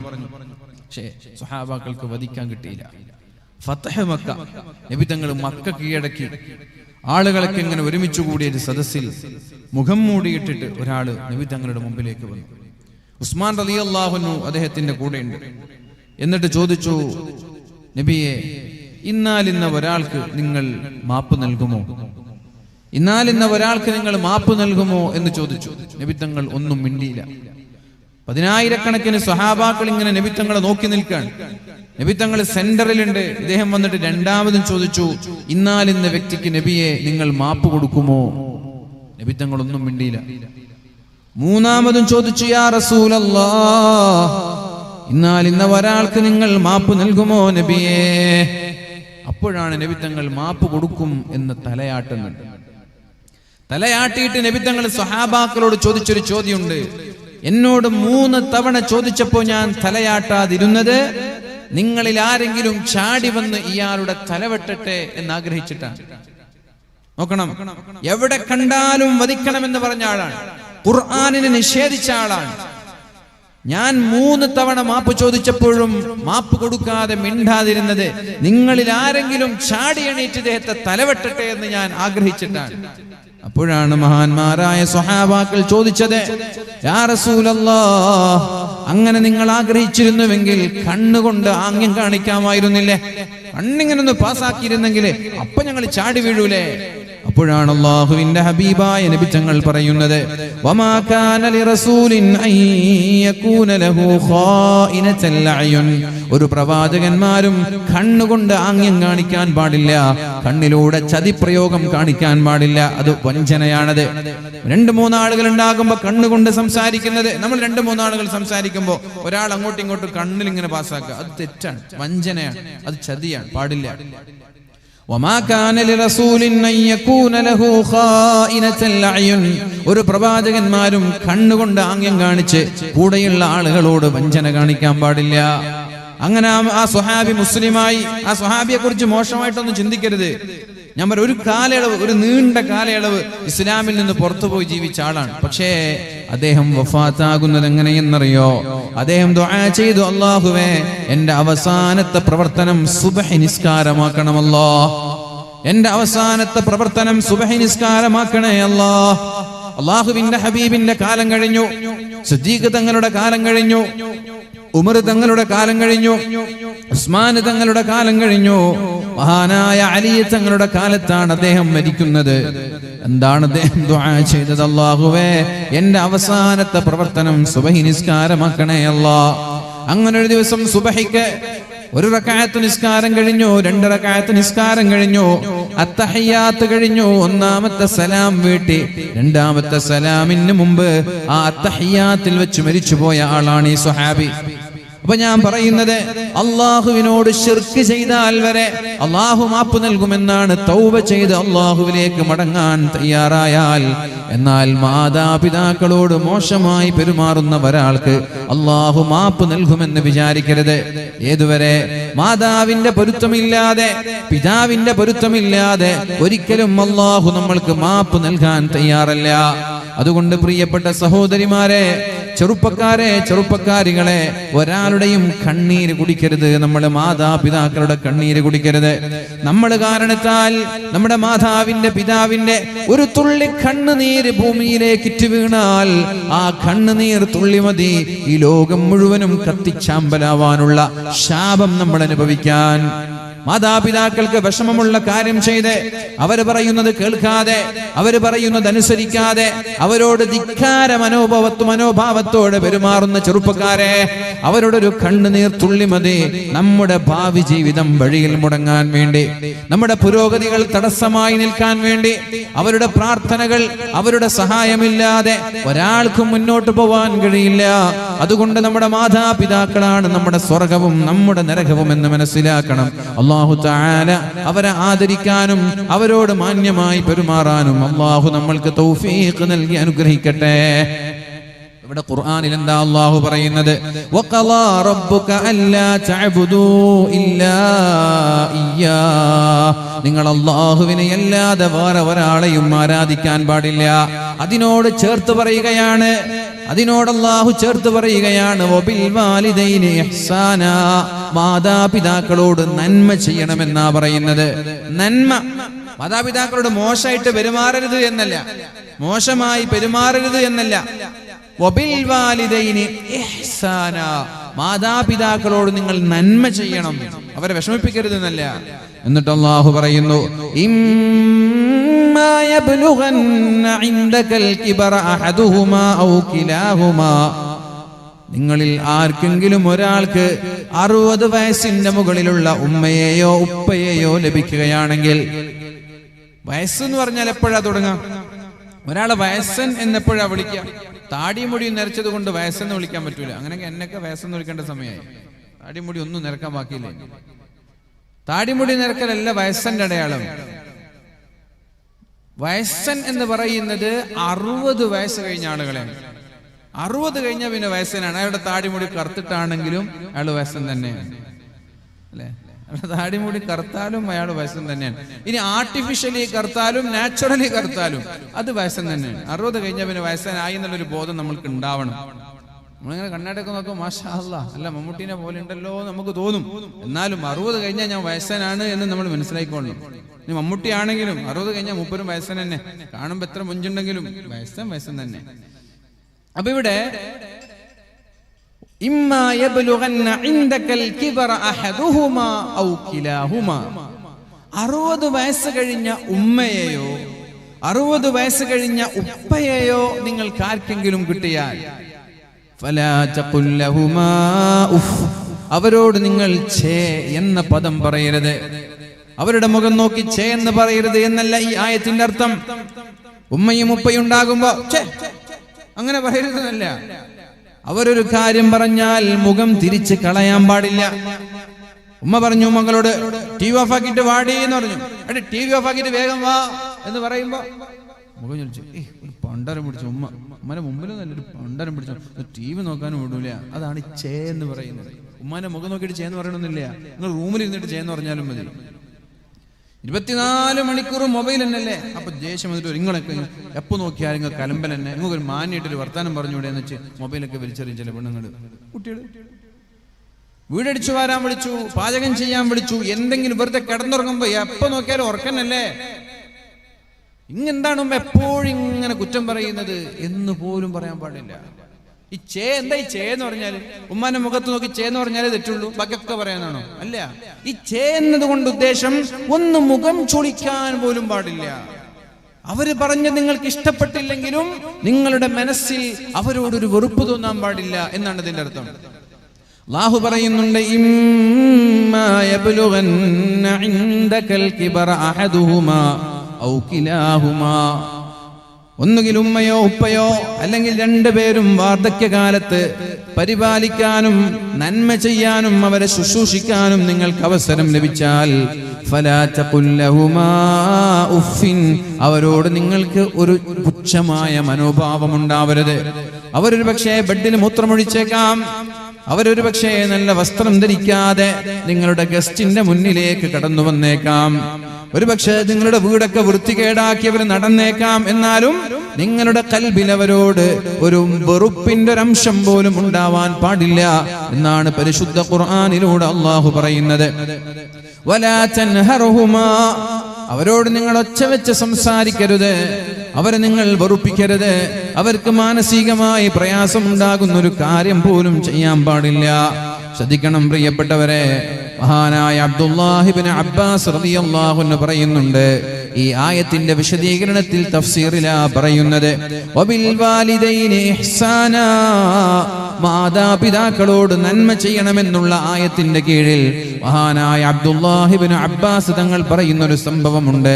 ലാ തൻഫൽ സൗബക അമാമഹുമാ ഫയുസീബഹൽ ഗുബാറു. നിങ്ങളെ ബെഡ്ഷീറ്റ് ഇങ്ങനെ മടക്കുമ്പോൾ, നിങ്ങളുടെ ബെഡ്റൂം ക്ലീൻ ചെയ്യുമ്പോൾ അവിടെയുള്ള ബ്ലാങ്കറ്റ് പോലും നിങ്ങളുടെ ഉമ്മയോ ഉപ്പയോ തൊട്ടടുത്തുണ്ടെങ്കിൽ ആ ബ്ലാങ്കറ്റ് പോലും കുടയാൻ പാടില്ല. നിങ്ങളുടെ ചുരിദാറ്, നിങ്ങളുടെ കുപ്പായം, നിങ്ങളുടെ തോർത്തുമുണ്ട് നിങ്ങളുടെ മാതാപിതാക്കൾ അടുത്തുണ്ടെങ്കിൽ അവരുടെ മുമ്പിൽ വെച്ച് വസ്ത്രം കുടയാൻ പോലും പാടില്ല. ആരാ പറയുന്നത്? ഹിബ്റുൽ ഉമ്മ, ഈ ഉമ്മത്തിന്റെ ഏറ്റവും വലിയ പണ്ഡിതനാണ് അബ്ദുല്ലാഹി ഇബ്നു അബ്ബാസ് തങ്ങളെ. ഏറ്റവും വലിയ മുഫസ്സിറാണ്, ഏറ്റവും വലിയ വ്യാഖ്യാതാവാണ് മഹാനായ അബ്ദുല്ലാഹി ഇബ്നു അബ്ബാസ് റളിയല്ലാഹു അൻഹു. ആ അബ്ബാസ് തങ്ങളാണ് പറയുന്നത്, വഖളാ റബ്ബുക ബിൽ വാലിദൈനി ഇഹ്സാനാ, നിങ്ങൾ നിങ്ങളുടെ മാതാപിതാക്കളോട് നന്മ ചെയ്യണമെന്നുള്ള ആയത്തിന്റെ താഴെ പറയുകയാണ്, നിങ്ങളുടെ വസ്ത്രം പോലും അവരുടെ മുന്നിൽ വെച്ച് കുടയാൻ പാടില്ല, ബ്ലാങ്കറ്റ് കുടയാൻ പാടില്ല, പാത്രം കുടയാൻ പാടില്ല. പാത്രമൊക്കെ കഴുകി വൃത്തിയാക്കി, ചട്ടിയൊക്കെ കഴുകി വൃത്തിയാക്കിയിട്ട് അതിലുണ്ടാകുന്ന വെള്ളമൊക്കെ തെറിച്ചു വീഴാൻ വേണ്ടി നിങ്ങളുടെ മാതാവോ പിതാവോ തൊട്ടടുത്തുണ്ടെങ്കിൽ അത് കുടയാൻ പാടില്ല. കാരണം ആ വസ്ത്രത്തിലുള്ള പൊടി പടലങ്ങൾ പോലും ഉമ്മയുടെ ശരീരത്തിലേക്ക് ഏൽക്കാൻ പാടില്ല. അത്രത്തോളം ഗൗരവത്തോടെ, അത്രത്തോളം സൂക്ഷ്മതയോടെയാണ് മാതാപിതാക്കളെ കൈകാര്യം ചെയ്യേണ്ടത് എന്ന് ഞാനല്ല പറയുന്നത്, മഹാനായ അബ്ദുല്ലാഹി ഇബ്നു അബ്ബാസ് റളിയല്ലാഹു അൻഹു ആണ് പറയുന്നത്. പ്രിയപ്പെട്ടവരെ, ഈ ഒരു രീതിയിൽ നമ്മുടെ മാതാപിതാക്കളെ നമ്മൾ ശ്രദ്ധിക്കുന്നുണ്ടോ എന്ന് നമ്മൾ നോക്കണം. ഈ ഒരു രീതിയിലാണോ മാതാപിതാക്കളെ നമ്മൾ ശ്രദ്ധിക്കുന്നത്? ഈ ഒരു രീതിയിലാണോ നമ്മൾ നമ്മുടെ മാതാപിതാക്കളോട് പെരുമാറുന്നത്? പിന്നെ പറഞ്ഞു, വഖുൽ ലഹുമാ ഖൗലൻ കരീമാ, മാതാപിതാക്കളോട് നല്ല വാക്കേ പറയാൻ പാടുള്ളൂ, മോശമായ വർത്തമാനങ്ങൾ പറയാൻ പാടില്ല, വെറുപ്പിന്റെ വാക്കുകൾ പറയാൻ പാടില്ല, ദേഷ്യം പിടിച്ച് വർത്തമാനം പറയാൻ പാടില്ല, ദേഷ്യത്തോടവരോട് ഒരു വാക്ക് പോലും നിങ്ങൾ പറയാൻ പാടില്ല. അതിന്റെ വിശദീകരണത്തിൽ മഹാനായ സഈദ് ഇബ്നുൽ മുസയ്യിബ് റളിയല്ലാഹു അൻഹു പറയുന്നുണ്ട്, ഒരു മാതാവിനോട് ഒരു പിതാവിനോട് മക്കൾ എങ്ങനെയാണോ പെരുമാറേണ്ടത്, ഖൗലിൽ അബ്ദിൽ മുദ്നിബി ലിസ്സയ്യിദിൽ ഫളി, ക്രൂരനായ അക്രമിയായ ഒരു യജമാനന്റെ മുന്നിൽ തെറ്റുകാരനായ ഒരു അടിമ എങ്ങനെയാണോ നിൽക്കുന്നത്, അതേപോലെയാണ് മാതാപിതാക്കളുടെ മുമ്പിൽ മക്കൾ നിൽക്കേണ്ടത് എന്ന് ഞാനല്ല, സഈദ് ഇബ്നുൽ മുസയ്യിബ് റളിയല്ലാഹു അൻഹു പറയുകയാണ്. അന്നത്തെ അടിമ സമ്പ്രദായമൊക്കെ നമ്മൾക്കറിയാലോ. യജമാനന് അടിമയെ എന്തും ചെയ്യാം, കൊന്നാൽ വരെ കേസില്ല. അതാണ് ഈ അടിമ സമ്പ്രദായം എന്ന് പറയുന്നത്. യജമാനന് അടിമയെ കൊന്നാൽ വരെ കേസില്ല. തിന്നാൻ കൊടുക്കണമെന്നില്ല, ഭക്ഷണം കൊടുക്കണമെന്നില്ല, ശമ്പളം കൊടുക്കണമെന്നില്ല, രാവിലെ മുതൽ 24 മണിക്കൂർ ജോലി ചെയ്താലും അത് എന്റെ അവകാശമാണ് എന്നൊരു ചിന്തയായിരുന്നു യജമാനന്മാർക്ക്. അതാണ് ഈ അടിമ സമ്പ്രദായം. ആ അടിമ, ക്രൂരനായ അടിമ, ബക്കറ്റ് വരും, വളരെ നല്ല രീതിയിൽ എല്ലാവരും സഹകരിക്കുക. ബക്കറ്റ് വരുമ്പോൾ ബക്കറ്റ് നമ്മൾക്കൊരു അർശിന്റെ തണൽ കിട്ടാനുള്ള ഒരു ടൂളായിട്ട് ഉപയോഗിക്കുക എല്ലാവരും. നമ്മളൊക്കെ ദൗർഭാഗ്യവശാല് അതിന്റെ മഹത്വം മനസ്സിലാക്കാത്തത് കൊണ്ടായിരിക്കും. ബക്കറ്റ് വരുമ്പോൾ 10ഉം 20ആണ് നമ്മളെല്ലാവരും ഇടുക. അതിൽ നിന്നൊരു ചേഞ്ച് ഉണ്ടായി 1000-500 ബക്കറ്റിൽ എപ്പോഴും ഇടുക. കാരണം വലത് കൈ കൊടുത്തത് ഇടത് കൈ അറിയാതെ കൊടുക്കാൻ പറ്റിയ ഏക അവസരമാണ് ബക്കറ്റ്. ഞാൻ ഇതെല്ലാ സ്ഥലത്തും പറയാറുണ്ട്. ഇതെനിക്ക് സംഘാടകർക്ക് പൈസ ഉണ്ടാക്കാൻ വേണ്ടി ഞാൻ പറയുന്നതല്ല, ഇത് കേൾക്കുന്ന ആളുകൾക്ക് അർശിന്റെ തണൽ കിട്ടാനുള്ളൊരു അവസരമായിട്ട് അതിനെ ഉപയോഗപ്പെടുത്താം. അല്ലെ, ഒരാൾ വലതു കൈ കൊണ്ട് സ്വതക കൊടുത്തു, അത് ഇടത് കൈ അറിഞ്ഞില്ല എങ്കിൽ അള്ളാഹു അർശിന്റെ തണല് തരുന്ന, അത് 10ഉം 20ഉം കൊടുത്താൽ കിട്ടൂല. ആർക്കും വേണ്ടാത്ത 10ഉം 20ഉം ചുരുട്ടിട്ട് ബക്കറ്റിലിട്ടിട്ട് ഞാൻ കൊടുത്തിട്ടുണ്ടല്ലോ, എനിക്ക് അർശിന്റെ തണല് വേണമെന്ന് പറഞ്ഞാൽ അർശിന്റെ തണൽ കിട്ടൂല. ഒരു കാറ്റാടിയുടെ തണല് പോലും കിട്ടൂല. അത് മനസ്സിലാക്കാം. 10ഉം 20ഉം കൊടുത്താൽ ഇഷ്ടപ്പെട്ടത് കൊടുക്കണം. ഓരോ മനുഷ്യനും ഇഷ്ടപ്പെട്ടത് കൊടുക്കണം. അപ്പോഴാണ് അള്ളാഹു അർശിന്റെ തണല് തരാൻ. നമ്മൾക്ക് വേറെ ഓപ്ഷൻ ഉണ്ട്, മക്കാമിന്റെ ഭണ്ഡാരപ്പെട്ടി. അവിടെ നിങ്ങൾക്ക് എല്ലാ ദിവസവും പോയാലും ഒരു 1000 രൂപ ആരും കാണാതെ ആർക്കെങ്കിലും അറിയും നിങ്ങൾ എത്ര ഇട്ടു? ഞാൻ ചോദിക്കട്ടെ നിങ്ങളോട്, നമുക്ക് ഇതുപോലെ സ്വതക്ക ചെയ്യാൻ വേറെ അവസരം എവിടെയുള്ളത്? ഇപ്പൊ പള്ളി നിർമ്മിക്കുമ്പോൾ നിങ്ങൾ സഹായിച്ചു, കമ്മിറ്റിക്കാരറിയും. ഇന്നാലും ആജിക്ക 10,000 തന്നു, 1 ലക്ഷം തന്നു, നാട്ടുകാരൊക്കെ അറിഞ്ഞു. ഒരു പാവപ്പെട്ട വീട്ടുകാർ കൊടുത്തു, വീട്ടുകാരറിയൂലേ ഇയാള് തന്നിട്ടുണ്ട്? അള്ളാഹുവും നമ്മൾ മാത്രം അറിയുന്ന വേറെ സ്വതക്ക എവിടെയുള്ളത്? വേറെ സ്വതക്ക കൊടുക്കാൻ ഓപ്ഷൻ എവിടെയുള്ളത്? ബാങ്കിൽ ഇട്ട് കൊടുത്താലോ വീട്ടുകാരറിയും. ഇന്നാലിന്ന വീട്ടുകാരാണ്, ഇന്നാലിന്ന മനുഷ്യനായിട്ടെന്ന് ബാങ്ക് അക്കൗണ്ടിൽ പേരുണ്ടാവില്ലേ? മെസ്സേജ് വരുമ്പോ ഇന്നാലിന്ന മുഹമ്മദാണ് ട്രാൻസ്ഫർ ചെയ്തത് 1000 രൂപ. നമുക്ക് എവിടെ ഓപ്ഷൻ ഉണ്ട്? വലത് കൈ കൊടുത്തത് ഇടത് കൈ അറിയാതെ സ്വതക്ക ചെയ്യണമെന്നാ പറഞ്ഞത്. നിങ്ങൾ എപ്പോ മക്ബറയിലേക്ക് പോയാലും 1000 രൂപ മക്ബറയിലിടുന്നു, ആരും അറിയില്ല ആരിട്ടു. കമ്മിറ്റിക്കാർ എണ്ണുമ്പോൾ ആരാണ് ഈ 1000 ഇട്ടത്, ആരാണ് 10,000 ഇട്ടെന്ന് കമ്മിറ്റിക്കാർക്ക് അറിയില്ല.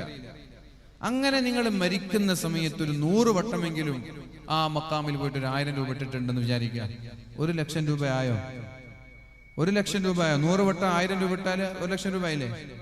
അപ്പൊ നിങ്ങള് അള്ളാഹു മാത്രം അറിയുന്ന 1 ലക്ഷം രൂപ നിങ്ങൾ സ്വതക്ക കൊടുത്തിട്ടുണ്ട്.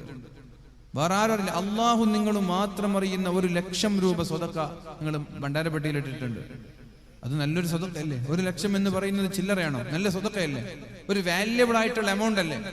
ഇത് മതി നാളെ അർശിന്റെ തണൽ കിട്ടാൻ. അതുകൊണ്ട് ഇതുപോലെയുള്ള സ്വതക്കകൾ ഒരുപാട് ചെയ്യാം. ബക്കറ്റ്, കവറ്, ഭണ്ഡാരപ്പെട്ടി, ഈ ഒരു അവസരങ്ങൾ നമ്മൾ ഉപയോഗപ്പെടുത്താം. അവിടെ 10ഉം 20ഉം കൊടുക്കരുത്. ഒരു കാരണവശാലും അവിടെ 10ഉം 20ഉം ഇട്ടിട്ട് അതിനെ നമ്മൾക്ക് ലഭിക്കുന്ന മഹത്വം നമ്മൾ നഷ്ടപ്പെടുത്തരുത്. അള്ളാഹു നമ്മൾക്ക് ഇപ്പൊ ഇന്ന് ബക്കറ്റ് പോയിട്ടുണ്ടാവും. എന്തായാലും നാളത്തെ കാര്യം, ഇനി വരാനുള്ള കാര്യമൊക്കെ ഞാൻ പറയാണ്. നിങ്ങൾക്ക് എന്തെങ്കിലും ഒരു ആവശ്യമുണ്ടോ? മക്കളില്ലാത്ത ആളുകളുണ്ടാവും. എന്താ ചെയ്യേണ്ടത്? അവിടെ മക്കാമിൽ പോയി ഒരു 10,000 രൂപ ചുരുട്ടി ആ ബക്കറ്റിലിടും. ആരും അറിയണ്ട, നിങ്ങളും നിങ്ങളുടെ റബ്ബും മാത്രം അറിഞ്ഞാൽ മതി. ആ സദസ്സിൽ വെച്ച് പടച്ചോനോട് ദ്വാരക്ക്, പടച്ചോൻ എനിക്ക് മക്കളെ തരണം. ഈ സ്വതക്ക ഞാനും നീയുമല്ലാതെ വേറൊരാളും അറിയില്ല. സ്വീകരിക്കുന്നു 100% ഉറപ്പാ. ഈ പള്ളിക്ക് നിങ്ങൾ 1 ലക്ഷം കൊടുത്തു സ്റ്റേജിൽ നിന്ന്, സ്വീകരിക്കുന്നു 1% പോലും ഉറപ്പില്ല. സ്വീകരിക്കുമെന്ന് 1% പോലും ഉറപ്പില്ല. കാരണം എന്തേ? നമ്മുടെ മനസ്സിന്റെ ചെറിയൊരു നീയത്ത് മാറിയാൽ ആ സ്വതക്ക കൊടുത്തതിന് കൂലി കിട്ടുന്നതിന് പകരം അള്ളാഹു ശിക്ഷയായിരിക്കും തരാം. ചെറിയൊരു നീയത്ത് മാറിപ്പോയാൽ മതി. കാരണം കുറെ ആളുകൾ കണ്ടതാണ്. പക്ഷെ നേരെ മറിച്ച് മക്കാമുകളില് ബക്കറ്റുകളൊക്കെ ആരും കാണൂല, നമ്മളും അള്ളാഹു അല്ലാതെ. അപ്പൊ നമ്മൾ അവിടെ 10,000 രൂപ ഇട്ടു, ആരും കണ്ടോ? ഇല്ല. അള്ളാഹു ഞാനും മാത്രം അറിഞ്ഞ സ്വതക്കയാണ്. എന്നിട്ട് അവിടെ വെച്ചത് ആർക്ക്? പഠിച്ചോ, എനിക്ക് നീ കുട്ടിയെ തരണം. അള്ളാഹു എനിക്ക് നീ കുട്ടിയെ തരണം. അള്ളാഹ് തരും, അള്ളാഹ് തരും. നിങ്ങൾ നോക്കിക്കോളൂ, അള്ളാഹ് തരും. അതുകൊണ്ട് മരിക്കുന്നതിന് മുമ്പായി ഇതുപോലെയുള്ള ഒരുപാട് സ്വതക്കകൾ നമ്മൾ ഒരുമിച്ച് കൂട്ടാം. ആരും കാണാത്ത, അള്ളാഹുവും നമ്മളും മാത്രം അറിയുന്ന ഒരുപാട് മൂല്യമുള്ള വാല്യബിളായ സ്വതക്കകൾ ഒരുമിച്ച് കൂട്ടുക. അല്ലാഹു റബ്ബ് സുബ്ഹാനഹു വ തആല തൗഫീഖ് നൽകട്ടെ.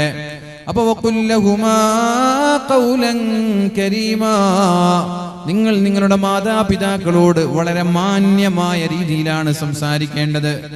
ഈ ഹദീസിന്റെ വിശദീകരണത്തിലാണ് സഈദ് ഇബ്നുൽ മുസയ്യിബ് റളിയല്ലാഹു അൻഹു പറയുന്നത്, എങ്ങനെയാണോ ഒരു അക്രമിയായ യജമാനന്റെ മുന്നിൽ തെറ്റുകാരനായ അടിമ നിൽക്കുന്നത്, അതുപോലെയാണ് മക്കൾ മാതാപിതാക്കളുടെ മുമ്പിൽ നിൽക്കേണ്ടത്.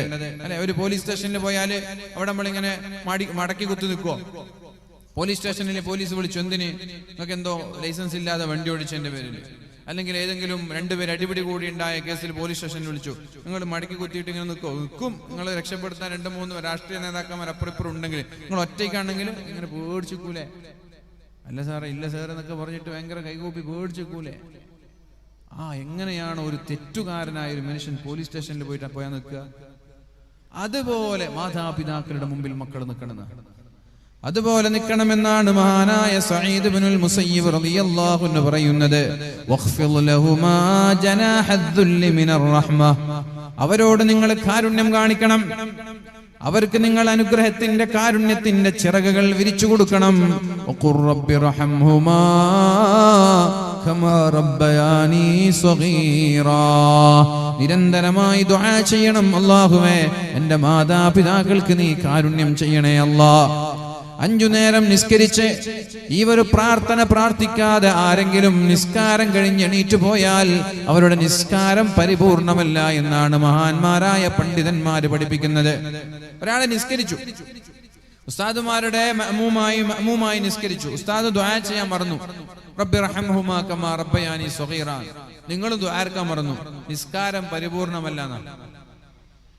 മാതാപിതാക്കൾക്ക് വേണ്ടി പ്രാർത്ഥിക്കാത്ത നിസ്കാരം പരിപൂർണമല്ല. നിസ്കാരം സ്വഹീഹാണോ? സ്വഹീഹാണ്, പക്ഷെ പരിപൂർണമല്ല. അതുകൊണ്ട് 5 നേരം നമ്മൾ അല്ലാഹുവിന് വേണ്ടി സുജൂദ് ചെയ്താൽ അത് കഴിഞ്ഞ് സലാം വീട്ടുമ്പോ നമ്മുടെ മാതാപിതാക്കളെ ഓർക്കാതെ, നമ്മുടെ ഉമ്മയെ ഓർക്കാതെ, നമ്മുടെ പിതാവിനെ ഓർക്കാതെ എണീറ്റു പോകുന്നവന്റെ നിസ്കാരം പോലും പരിപൂർണമല്ല എന്നാണ് മഹാന്മാരായ പണ്ഡിതന്മാര് നമ്മോട് പഠിപ്പിച്ചു തരുന്നത്. ജീവിച്ചിരിക്കുന്ന മാതാപിതാക്കൾക്കുള്ള പ്രാർത്ഥന, റബ്ബി റഹംഹുമാ കമാ റബ്ബയാനി സ്വഗീറാ, അല്ലാഹുവേ എൻ്റെ മാതാപിതാക്കളോട് നീ കാരുണ്യം ചെയ്യണേ അല്ലാഹ്. ഇത് ദുആ ചെയ്യുന്ന ആളുകൾക്ക് വലിയ സാമ്പത്തിക ലാഭമുണ്ടാകും. ഇത് ദുആ ചെയ്യുന്ന ആളുകൾക്ക് സാമ്പത്തികമായ ഭീമമായ ലാഭം ഉണ്ടാവും. ചെറിയ ലാഭമൊന്നുമല്ല, വലിയ ലാഭം ഉണ്ടാവും. ചെറുപ്പം മുതലേ മാതാപിതാക്കൾക്ക് വേണ്ടി ദുആ ചെയ്യുന്ന പ്രാർത്ഥനയാണിത്. എന്തുകൊണ്ടാണ് സാമ്പത്തിക ലാഭം ഉണ്ടാകുമെന്ന് പറയാൻ കാരണം ശ്രദ്ധിച്ചോളൂ പ്രിയപ്പെട്ടവരെ. റബ്ബി റഹംഹുമാ കമാ റബ്ബയാനി സ്വഗീറാ, അല്ലാഹുവേ എൻ്റെ ഉപ്പാന്റെ വയസ്സ് 60 കഴിഞ്ഞു, 70 കഴിഞ്ഞു, 90 കഴിഞ്ഞു, എൻ്റെ ഉപ്പാട് നീ കാരുണ്യം ചെയ്യണേ അല്ലാഹ്, എൻ്റെ ഉപ്പയോട് നീ റഹ്മത്ത് ചെയ്യണേ അല്ലാഹ്. ഈ ദുആ അല്ലാഹു സ്വീകരിച്ചാൽ ആ മാതാപിതാക്കൾക്ക് അല്ലാഹു മാരകമായ അസുഖങ്ങൾ നൽകൂല. കാരുണ്യം ചെയ്യാന്ന് പറഞ്ഞാൽ എന്താണ്? ഉപ്പമാരെ വേദനിപ്പിക്കരുത്, അവർക്ക് അസുഖങ്ങൾ നൽകരുത്, അവരെ സാമ്പത്തികമായി പ്രയാസപ്പെടുത്തരുത്, ശാരീരികമായി പ്രയാസപ്പെടുത്തരുത്, മാനസികമായി പ്രയാസപ്പെടുത്തരുത്. അവരുടെ വാർദ്ധക്യകാലത്ത് വലിയ രോഗങ്ങളൊന്നും വരാതെ അവരെ സംരക്ഷിക്കണം. മരിക്കാനുള്ള പ്രായമായാൽ ആഖിബത്ത് നന്നായി മരിക്കാനുള്ള തൗഫീഖ് നൽകണം. ഈ ദുആ അല്ലാഹു സ്വീകരിച്ചാൽ നമ്മുടെ മാതാപിതാക്കൾ മാരകമായ രോഗങ്ങളിൽ നിന്ന് രക്ഷപ്പെടും. അത് മക്കൾക്ക് ലാഭമല്ലേ? മക്കൾക്ക് ലാഭമല്ലേ? മാതാപിതാക്കൾ ഹോസ്പിറ്റലിലായാൽ എത്ര സമ്പാദ്യങ്ങൾ ചെലവഴിക്കണം. ഉമ്മ കിടപ്പിലാണ്, ഉപ്പ കിടപ്പിലാണ്, ഡയാലിസിസ് ചെയ്യേണ്ട ഒരവസ്ഥയാണ്. എത്ര സമ്പത്ത് നമ്മൾക്ക് ആഴ്ചയിൽ ചെലവഴിക്കണം. അതുകൊണ്ട് എല്ലാവരും ദുആ ചെയ്യണം. റബ്ബി റഹംഹുമാ കമാ റബ്ബയാനി സ്വഗീറാ, അല്ലാഹുവേ എൻ്റെ മാതാപിതാക്കളോട് അവരുടെ വാർദ്ധക്യകാലത്ത് നീ കാരുണ്യം ചെയ്യണേ അല്ലാഹ്.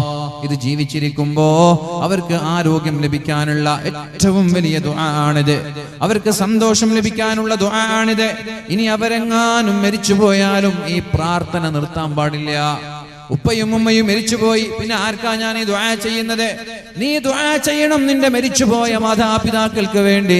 ആ പ്രാർത്ഥന എപ്പോഴെങ്കിലും അല്ലാഹു സ്വീകരിച്ചാൽ അവരുടെ ഖബറിടം സ്വർഗമായി മാറും.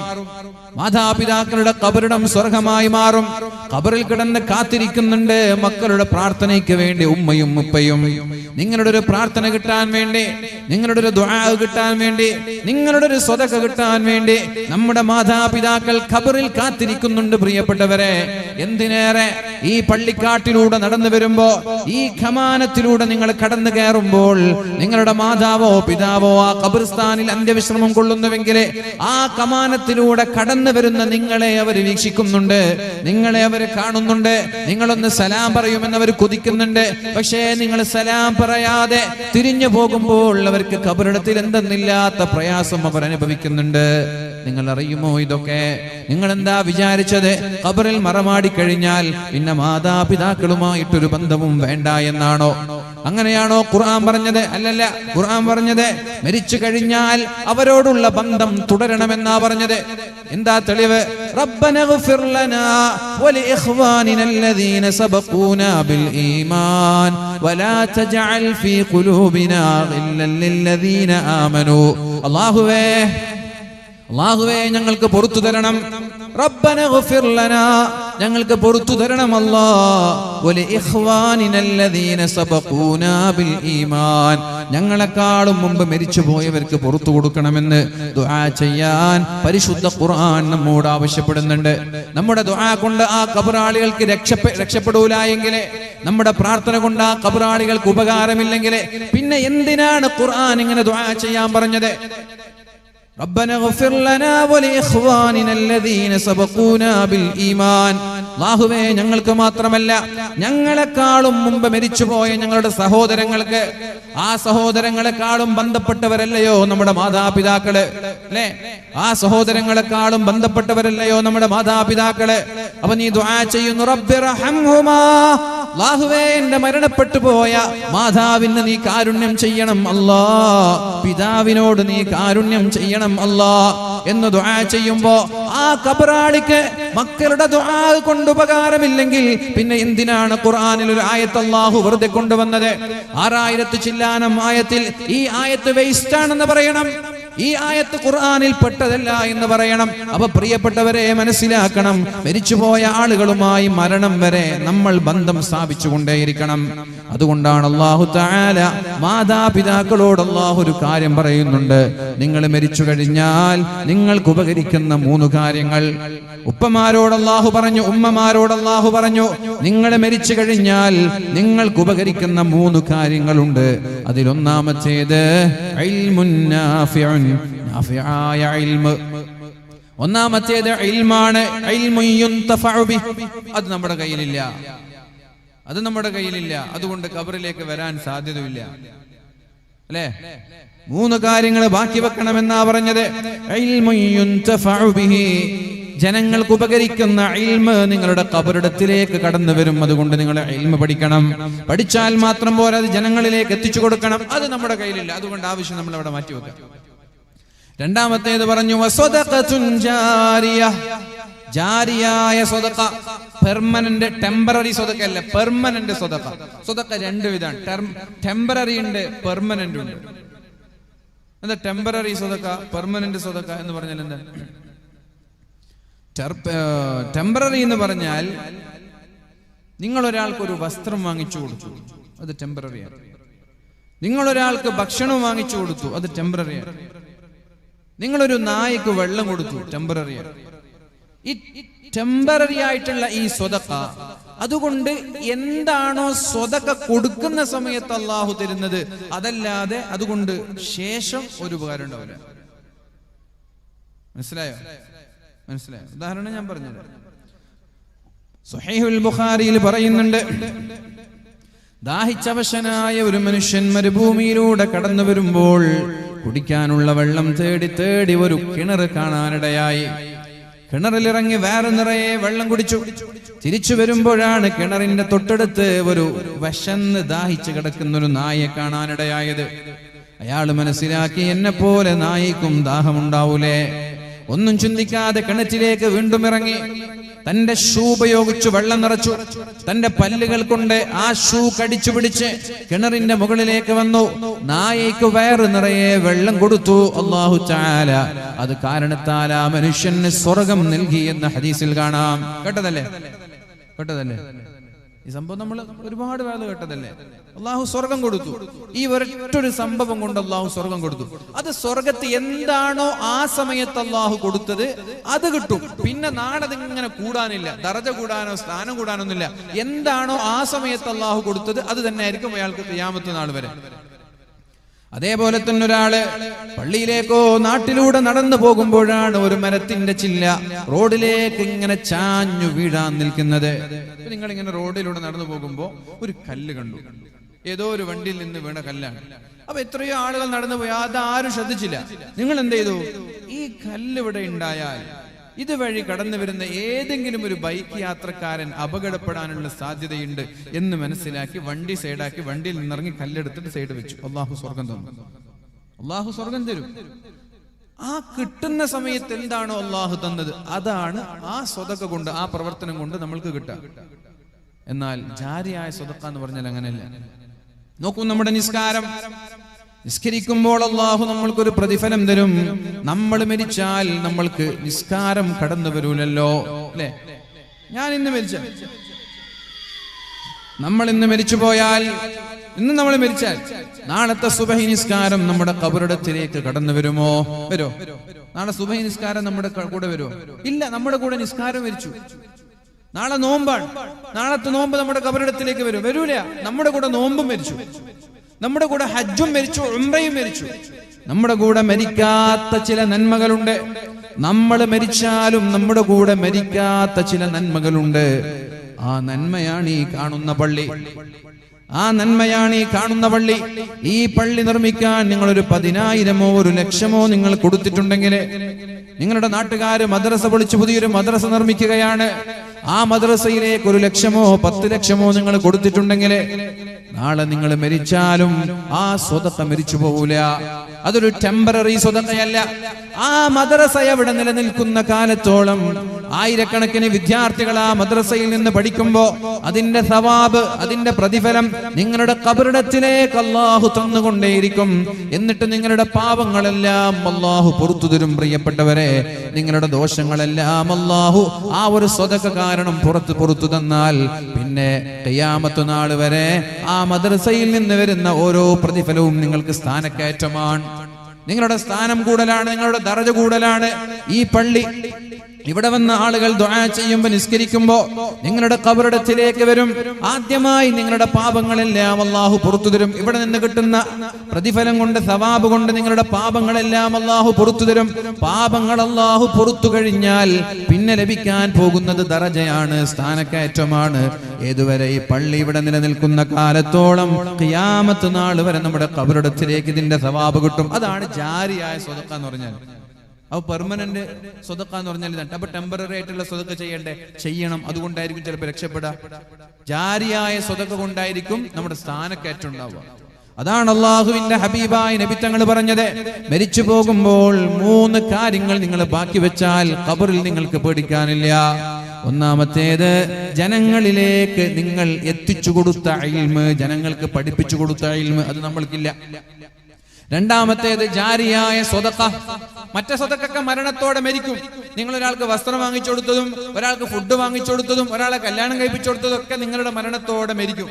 നിങ്ങൾ മരിച്ചാലും മരിക്കാതെ ബാക്കിയാകുന്നത് പള്ളികൾ, മദ്രസകൾ, നിങ്ങൾ നട്ടുവളർത്തിയ മരം, നിങ്ങൾ ആർക്കെങ്കിലും വാങ്ങിച്ചു കൊടുത്ത പുസ്തകം, ഖുർആൻ, നിങ്ങൾ ഉണ്ടാക്കി കൊടുത്ത, കുഴിച്ചു കൊടുത്ത കിണർ, നിങ്ങൾ ഉണ്ടാക്കി കൊടുത്ത ജലസേചന മാർഗം, ഇതൊക്കെയാണ് നമ്മുടെ ഖബറിടത്തിലേക്ക് നമ്മൾ മരിച്ചാലും കടന്നു വരുന്ന അമൽ. പിന്നെ മൂന്നാമതായി അല്ലാഹുവിന്റെ ഹബീബായ മുഹമ്മദുർ റസൂലുള്ളാഹി സ്വല്ലല്ലാഹു അലൈഹി വസല്ലമ തങ്ങൾ പറഞ്ഞു, വവലദുൻ സ്വാലിഹുൻ യദഉല, ദുആ ചെയ്യുന്ന മക്കൾ ഉണ്ടായാൽ ആ ഖബറിൽ കിടക്കുന്ന മാതാപിതാക്കൾക്ക് അത് ഉപകരിക്കുമെന്ന് പരിശുദ്ധ റസൂലുള്ളാഹ്. ദുആ ചെയ്യുന്ന മക്കൾ ഉണ്ടാവുക എന്നുള്ളതാണ്. നിങ്ങളൊക്കെ മക്കളാണല്ലോ, ആകാശത്ത് നിന്ന് പൊട്ടി വീണതല്ലല്ലോ. ഒന്നുകിൽ നിങ്ങളുടെ ഉപ്പമാർ ഇവിടെ ജീവിച്ചിരിപ്പുണ്ട്, അല്ലെങ്കിൽ നിങ്ങളുടെ ഉപ്പമാര് മരിച്ചു പോയിട്ടുണ്ട്. ആ മരണപ്പെട്ടു പോയ ഉപ്പമാർക്ക് ദുആ ചെയ്യുന്ന മക്കളായിട്ട് നിങ്ങൾ മാറാം. നിങ്ങളുടെ മരണപ്പെട്ടു പോയ മാതാപിതാക്കൾക്ക് ദുആ ചെയ്യുന്ന മക്കളായി നിങ്ങൾ മാറാം. അത് നബി തങ്ങൾ പറഞ്ഞതാണ്. അങ്ങനെ നിങ്ങൾ ദുആ ചെയ്താൽ ഖബറിൽ കിടക്കുന്ന മാതാപിതാക്കൾക്ക് ഉപകരിക്കുമെന്ന് പരിശുദ്ധ റസൂലുള്ളാഹി സ്വല്ലല്ലാഹു അലൈഹി വസല്ലം. എന്തിന് നിങ്ങൾക്ക് എന്താ ഡൗട്ട് ഉള്ളത്? പിന്നെ നിങ്ങൾക്ക് എന്താ സംശയമുള്ളത് ഇതിൽ? അല്ലാഹുവിന്റെ ഹബീബ് ഒരു വിഷയം വെറുതെ പറയുമോ പ്രിയപ്പെട്ടവരെ? അപ്പൊ നമ്മളിങ്ങനെ ദുനിയാവിലുള്ള ആളുകളാണ്. നമ്മുടെ ഉപ്പമാരും ഉമ്മമാരും മരിച്ചുപോയി. 5 നേരത്തെ നിസ്കാര ശേഷം നമ്മൾ ദുആ ചെയ്യുന്നു, റബ്ബിർഹംഹുമാ കമാ റബ്ബയാനി സഗീറാ. അല്ലാഹുവേ, എന്റെ മാതാപിതാക്കൾ എന്നെ എത്രത്തോളം കാരുണ്യത്തോടെയാണ് ചെറുപ്പത്തിൽ പോറ്റി വളർത്തിയത്. അതുകൊണ്ട് അവരുടെ വാർദ്ധക്യകാലത്ത് അല്ലെങ്കിൽ അവരുടെ മരണശേഷം അവരോട് നീ കാരുണ്യം ചെയ്യണേ അല്ലാ. എന്താണ് ഖബറിലുള്ള കാരുണ്യം? ഖബറിന്റെ അദാബിൽ നിന്ന് രക്ഷപ്പെടുക എന്നുള്ളതാണ്. ഖബറിന്റെ ഇടുക്കിൽ നിന്ന് രക്ഷപ്പെടുക എന്നുള്ളതാണ്. ഖബറിന്റെ ശിക്ഷയിൽ നിന്ന് രക്ഷപ്പെടുക എന്നുള്ളതാണ് ഖബറിൽ അല്ലാഹു തആല മാതാപിതാക്കൾക്ക് നൽകുന്ന കാരുണ്യം. അതുകൊണ്ട് പ്രിയപ്പെട്ടവരെ, നമ്മുടെ മരണം വരെ നമ്മുടെ മാതാപിതാക്കൾക്ക് വേണ്ടി നിരന്തരമായി ദുആ ചെയ്യുക. റബ്ബിർഹംഹുമാ കമാ റബ്ബയാനി സഗീറാ. അല്ലാഹു തആല നമ്മുടെ മാതാപിതാക്കൾക്ക് അല്ലാഹു പുറത്തു കൊടുക്കട്ടെ. അല്ലാഹു നമ്മുടെ മാതാപിതാക്കൾക്ക് ആഫിയത്തുള്ള ദീർഘായുസ്സ് നൽകട്ടെ. മഹാനായ സുറഅത്ത് ഇബ്നു ഇബ്രാഹിം എന്നവർ പറയുന്നുണ്ട്, അന്ന റജുലൻ അതാ ഉമർ റളിയല്ലാഹു അൻഹു, ഒരാൾ മഹാനായ ഉമർ തങ്ങളുടെ സമീപത്തേക്ക് കടന്നു വരുന്നുണ്ട്. എന്നിട്ട് ഉമർ തങ്ങളോട് പറയുന്നുണ്ട്, ഇന്നലി ഉമ്മൻ ബലഗ ബിഹൽ കിബറു, എനിക്ക് വയസ്സായ ഒരു മാതാവുണ്ട്, എനിക്ക് വയസ്സായ ഒരു ഉമ്മയുണ്ട്. വ അന്നഹാ ലാ തഖ്ളി ഹാജതഹാ, ആ ഉമ്മാക്ക് ടോയ്ലറ്റിൽ പോകണമെങ്കിൽ, മൂത്രമൊഴിക്കണമെങ്കിൽ, വാഷ്റൂമിൽ പോകണമെങ്കിൽ, കുളിക്കാൻ പോകണമെങ്കിൽ ഞാൻ എന്റെ ഷോൾഡറിൽ ചുമന്നിട്ട് വേണം എന്റെ ഉമ്മാക്ക് വാഷ്റൂമിൽ പോകാൻ. ആരോടാ പറയുന്നത്? മഹാനായ ഉമർ ഇബ്നുൽ ഖത്താബ് റളിയല്ലാഹു അൻഹുവിനോടാണ് പറയുന്നത്. എന്റെ ഉമ്മാക്ക് വാഷ്റൂമിൽ പോകണമെങ്കിൽ ഞാൻ എന്റെ ഷോൾഡറിൽ ചുമന്നു പോവണം, അല്ലെങ്കിൽ ഞാൻ എന്റെ കൈകൾ കൊണ്ട് ഇങ്ങനെ തട്ടിയെടുത്തു കൊണ്ടുപോകണം. അന്ന് ഇന്നത്തെ പോലെ വീൽ ചെയർ ഇല്ല, ഇന്ന് സുലഭമാണ് വീൽ ചെയറിൽ ഉരുട്ടിക്കൊണ്ട് പോയാൽ മതി. അന്ന് ഈ സംവിധാനമില്ല. ഷോൾഡറിൽ ചുമക്കണം, അല്ലെങ്കിൽ കൈ കൊണ്ട് ഇങ്ങനെ തട്ടിയെടുക്കണം. മഹാനായ ഉമർ തങ്ങളോട് പറഞ്ഞു, ഞാൻ എന്റെ ഉമ്മയോട് ബാധ്യത വീട്ടിയവരിൽ പെടുമോ, ഉമ്മയോടുള്ള കടപ്പാട് നിറവേറ്റിയവരിൽ പെടുമോ എന്ന് മഹാനായ ഉമർ തങ്ങളോട് ചോദിച്ചപ്പോഴാണ് ഉമർ തങ്ങൾ പറയുന്നത്, ലാ, നീ നിന്റെ ഉമ്മയോടുള്ള കടപ്പാട് പൂർണ്ണമായി വീട്ടിയിട്ടില്ല. അപ്പോൾ ഇദ്ദേഹം അത്ഭുതപ്പെട്ടു. അദ്ദേഹം ചോദിച്ചു, അലൈസ ഖദ ഹമൽതുഹാ അലാ ളുഹരി, എന്റെ ഷോൾഡറിൽ വെച്ച് ഞാൻ എന്റെ ഉമ്മയെ ചുമന്ന് നടന്നില്ലയോ? എന്റെ ഉമ്മയെ ഞാൻ തട്ടി നടന്നില്ലേ? ചെറിയ കുട്ടികളൊക്കെ ചുമന്ന് നടക്കുന്നത് പോലെ ഞാൻ എന്റെ ഉമ്മയെ ചുമന്ന് നടന്നില്ലയോ? ഞാൻ എന്റെ ഉമ്മാക്ക് വേണ്ടി എന്റെ വിലപ്പെട്ട സമയം ഞാൻ മാറ്റിവെച്ചില്ലയോ? ഗൾഫിലായിരുന്നു ഞാൻ, നല്ലൊരു ബിസിനസ്സും നല്ലൊരു ജോലിയുമായി മുന്നോട്ട് പോകുമ്പോഴാണ് എന്റെ മാതാവിന്, എന്റെ പിതാവിന് ശാരീരികമായ പ്രയാസങ്ങൾ ഉണ്ടാകുന്നത്. എനിക്ക് വേറെ അനുജന്മാരില്ല, എനിക്ക് വേറെ ജ്യേഷ്ഠന്മാരില്ല. ഞാൻ എന്റെ ഗൾഫിൽ 5000-ഉം 10,000-ഉം ദിർഹം ജോലി, അത്ര സാലറി ലഭിക്കുന്ന ജോലിയെല്ലാം ഒഴിവാക്കി എല്ലാറ്റിൽ നിന്നും റീസൈൻ ചെയ്ത് ബിസിനസ്സുകളൊക്കെ വേറെ ആളുകളെ ഏൽപ്പിച്ച് എന്റെ ഉമ്മാക്ക് ഖിദ്മത്ത് ചെയ്യാൻ വേണ്ടി ഞാൻ നാട്ടിൽ വന്നില്ലയോ? എന്റെ സമയം മുഴുവനും ഞാൻ ഉമ്മാക്ക് വേണ്ടി ചെലവഴിക്കുന്നില്ലയോ? പോരെ, ഇതിനേക്കാളപ്പുറം ഞാൻ എന്താണ് ചെയ്യേണ്ടത് എന്ന് ചോദിച്ചപ്പോഴാണ് മഹാനായ ഉമർ ഇബ്നുൽ ഖത്താബ് റളിയല്ലാഹു അൻഹു പറയുന്നത്, നീ ചെയ്തതെല്ലാം ഒരു കാലത്ത് നിന്റെ ഉമ്മ നിനക്ക് ചെയ്തു തന്നിട്ടില്ലയോ? നീ എന്താ ചെയ്തത്? ഉമ്മയെ ഷോൾഡറിൽ എടുത്തു എന്നല്ലേ? ഉമ്മയെ കൈകൊണ്ട് വാഷ്റൂമിൽ പോയി എന്നല്ലേ? ഉമ്മ മൂത്രമൊഴിച്ചാൽ മനോഹരിച്ചു കൊടുത്തു എന്നല്ലേ? ഉമ്മ കാഷ്ടിച്ചാൽ വൃത്തിയാക്കി എന്നല്ലേ? ഉമ്മയെ കുളിപ്പിച്ചു എന്നല്ലേ? ഇതൊക്കെ നിന്റെ ഉമ്മ നിനക്ക് ചെയ്തു തന്നിട്ടില്ലേ? ഇതൊക്കെ നിന്റെ മാതാവ് നിനക്കും ചെയ്തു തന്നതല്ലേ? പക്ഷേ നിങ്ങൾ രണ്ടുപേര് ചെയ്യുമ്പോഴും നിങ്ങളുടെ മനസ്സിലുണ്ടായിരുന്ന നീയത്ത് വ്യത്യസ്തമാണ്. നീ ഇത് ചെയ്യുമ്പോൾ നീ എന്താ വിചാരിച്ചത്? ഏറിപ്പോയാൽ ഉമ്മ 1, 2, 3 വർഷം ജീവിക്കും, അതുവരെ ഉമ്മയ്ക്ക് ഖിദ്മത്ത് ചെയ്യാം. പ്രായമായ ഉമ്മയല്ലേ, മരിക്കുന്നത് വരെ ഉമ്മയ്ക്ക് ഖിദ്മത്ത് ചെയ്യാമെന്നല്ലേ? അതല്ലാതെ ഉമ്മ ആ പഴയ യൗവനത്തിലേക്ക് തിരിച്ചു വരുമെന്ന് പ്രതീക്ഷിച്ചിട്ടാണോ നീ ഖിദ്മത്ത് ചെയ്തത്? ഉമ്മ പഴയ യൗവനത്തിലേക്ക് തിരിച്ചു വന്ന് ഊർജ്ജസ്വലയായി ആരോഗ്യത്തോടെ എണീറ്റ് നടക്കുമെന്ന് വിചാരിച്ചിട്ടാണോ നീ ഇത് ചെയ്തത്? കുറച്ചു കഴിഞ്ഞാൽ ഉമ്മ മരിച്ചു പോകുമെന്ന് ചിന്തിച്ച് മരിക്കുന്നത് വരെ ഉമ്മയ്ക്ക് ഖിദ്മത്ത് ചെയ്യാമെന്നല്ല നീ തീരുമാനിച്ചത്. എന്നാൽ നിന്റെ ഉമ്മ എങ്ങനെയല്ല. നീ മൂത്രമൊഴിക്കുമ്പോൾ നിന്നെ എടുത്ത് വാഷ്റൂമിൽ പോയിട്ടുണ്ട്, നിന്നെ മനോഹരിച്ചിട്ടുണ്ട്, നിന്നെ കുളിപ്പിച്ചിട്ടുണ്ട്, നിനക്ക് വേണ്ടി ഉറക്കൊഴിച്ചിട്ടുണ്ട്. ആ സമയത്തെല്ലാം നിന്റെ മാതാവിന്റെ മനസ്സിലുള്ള ചിന്ത, നീ വളരണം, നീ ഉഷാറാവണം, നീ ഉന്നതങ്ങളിലെത്തണമെന്നായിരുന്നു. അതല്ലാതെ നീ മരിക്കുന്നത് വരെ നിനക്ക് ഖിദ്മത്ത് ചെയ്യാമെന്നല്ല ഉമ്മ ചിന്തിച്ചത്. നിന്റെ വളർച്ചയാണ്, നിന്റെ പുരോഗതിയാണ്, നിന്റെ ഉയർച്ചയാണ് ഉമ്മ ആഗ്രഹിച്ചത്. നീ ആഗ്രഹിച്ചതോ നിന്റെ ഉമ്മയുടെ മരണമാണ്. ഉമ്മ മരിക്കുന്നത് വരെ ഖിദ്മത്ത് ചെയ്യാമെന്നല്ല നീ ചിന്തിച്ചത്. അതുകൊണ്ട് ഉമ്മ നിന്നോട് ചെയ്ത ബാധ്യതകളിൽ ഒരംശം പോലും നീ നിറവേറ്റിയിട്ടില്ല എന്ന് മഹാനായ ഉമർ ഇബ്നുൽ ഖത്താബ് റളിയല്ലാഹു അൻഹു. ശരിയല്ലേ പ്രിയപ്പെട്ടവരെ? നമ്മൾ പലപ്പോഴും പറയാറില്ലേ, ഞാനാണ് എന്റെ ഉമ്മയെ നോക്കിയത്. എന്ത് നോക്കി? ഇവരൊക്കെ ചെയ്യുന്നത് പോലെ ഉമ്മയെ ഷോൾഡറിൽ തട്ടിയെടുത്ത് കൊണ്ടുപോകേണ്ടി വന്നിട്ടുണ്ടോ നമ്മൾക്ക്? ഉമ്മയ്ക്ക് വേണ്ടി ഉറക്കൊഴിക്കേണ്ടി വന്നിട്ടുണ്ടോ നമ്മൾക്ക്?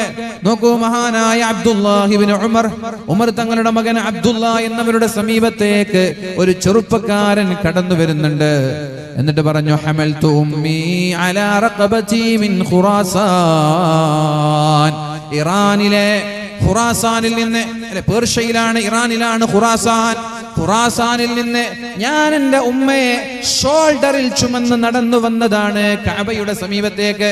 ശ്രദ്ധിക്കണം പ്രിയപ്പെട്ടവരെ, ഇറാനിൽ നിന്ന് മക്കയിലേക്ക് എത്ര കിലോമീറ്റർ ഉണ്ട് എന്ന് നോക്കണം. മേലെ കഴിഞ്ഞ് പോകുമ്പോൾ ഒന്ന് ഗൂഗിൾ മാപ്പിൽ നോക്കിയാൽ മതി. ഇറാനിൽ നിന്ന് പരിശുദ്ധമായ മക്കയിലേക്ക് എത്ര കിലോമീറ്റർ ഉണ്ട് എന്ന്. ആ ഇറാനിൽ നിന്ന് മക്കയിലേക്ക് എന്റെ ഉമ്മയെ ഷോൾഡറിൽ ചുമലിൽ ചുമന്ന് ഞാൻ വന്നു. എന്നിട്ട് എന്റെ ഉമ്മയുടെ ഹജ്ജും ഉംറയും ഞാൻ ചെയ്തു. ഉമ്മയുടെ ഹജ്ജ് ഞാൻ ചെയ്തു, ഉമ്മയുടെ ഉംറ ഞാൻ ചെയ്തു. ഞാൻ എന്റെ ഉമ്മയോടുള്ള കടപ്പാട് വീട്ടി എന്ന് നിങ്ങൾക്ക് തോന്നുന്നുണ്ടോ? മതിയോ, ഇത്ര മതിയോ? ഞാൻ എന്റെ ഉമ്മയോടുള്ള കടപ്പാട് വീട്ടിയിട്ടുണ്ടോ? അപ്പോഴാണ് മഹാനായ അബ്ദുല്ലാഹി ഇബ്നു ഉമർ റളിയല്ലാഹു അൻഹു പറയുന്നത്, ഇല്ല,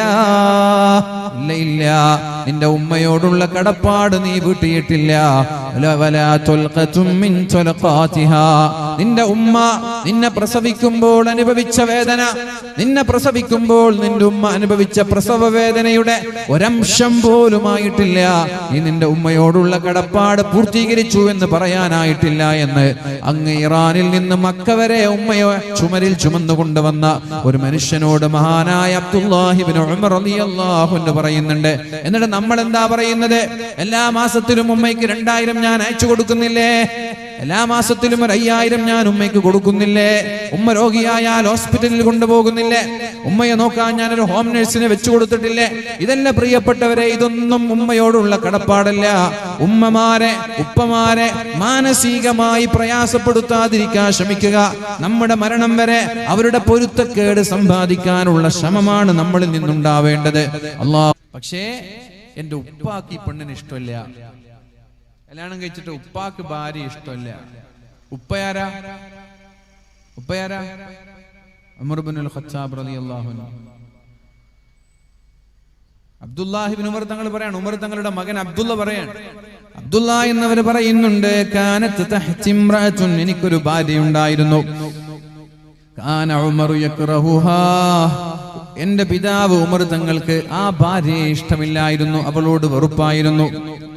ഫഖാല, ഒരിക്കൽ എന്റെ പിതാവ് എന്നോട് പറഞ്ഞു, ത്വല്ലിഖ്ഹാ, അവളെ ത്വലാഖ് ചെല്ലണം. എന്റെ ഉപ്പ എന്നോട് പറഞ്ഞു, ഭാര്യയെ ത്വലാഖ് ചെല്ലണം. ഫഅബൈതു, ഞാൻ ത്വലാഖ് ചെല്ലിയില്ല. ഞാനിതൊരുത്തൊരു വേദ പറഞ്ഞപ്പോ ഇവിടുത്തെ വേദ കഴിഞ്ഞിട്ട് കുട്ടികൾ പറയാണ്, നമ്മൾ ഉപ്പമാരെന്തേ ഇതൊന്നും പറയാത്തത്? ഇവിടുത്തെ കുട്ടികൾ വേദ കഴിഞ്ഞതിന് ശേഷം കണ്ണൂരിൽ വേദ പറഞ്ഞപ്പോ മുസ്തഫാനാട്ടാൻ പറയാണ്, നമ്മളുപ്പമാരൊന്നും ഇങ്ങനെ തൊലാക്കല്ലാനൊന്നും പറയുന്നില്ലല്ലോ. 2-3 സംഭവങ്ങളുണ്ട് ഇതുപോലെ, ഇത് ബന്ധപ്പെട്ട 2-3 സംഭവങ്ങളുണ്ട്. എനിക്കൊരു ഭാര്യയുണ്ടായിരുന്നു. എന്റെ പിതാവ് ഉമർ തങ്ങൾക്ക് അവളെ ഇഷ്ടമല്ലായിരുന്നു, അവളോട് വെറുപ്പായിരുന്നു. അതുകൊണ്ട് എന്റെ പിതാവ് പറഞ്ഞു, നീ ആ ഭാര്യയെ ത്വലാഖ് ചെല്ലണമെന്ന് പറഞ്ഞു. ഫഅബൈതു, ഞാൻ ത്വലാഖ് ചെല്ലിയില്ല.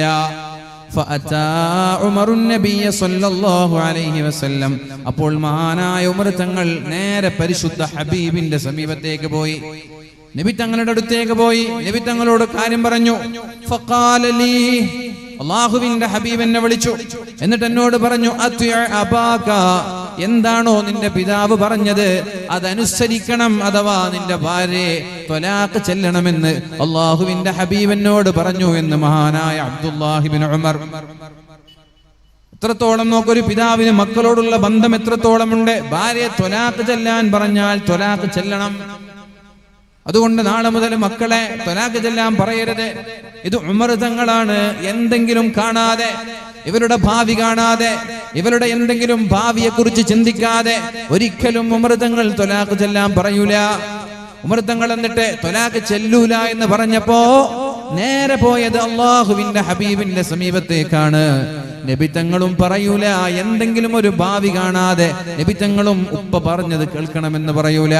അതുകൊണ്ട് ഉമർ തങ്ങളെ മകനെ ത്വലാഖ് ചെല്ലാൻ പറഞ്ഞപ്പോ നബി തങ്ങൾ ത്വലാഖ് ചെല്ലിപ്പിച്ചിട്ടുണ്ട്. നീയും ത്വലാഖ് ചെല്ല് എന്ന് പറഞ്ഞ് മക്കളോട് ആവശ്യപ്പെടണ്ട, മക്കളോട് അങ്ങനെ ആവശ്യപ്പെടണ്ട. അവര് വേറെ, നമ്മൾ വേറെയാണ്. പക്ഷെ ഇവിടെ പറയാനുള്ള കാരണം, ഒരു പിതാവിനങ്ങനെ ത്വലാഖ് ചെല്ലാൻ ആവശ്യപ്പെട്ടാൽ മക്കള് ത്വലാഖ് ചെല്ലാൻ വരെ ബാധ്യസ്ഥരാണ്.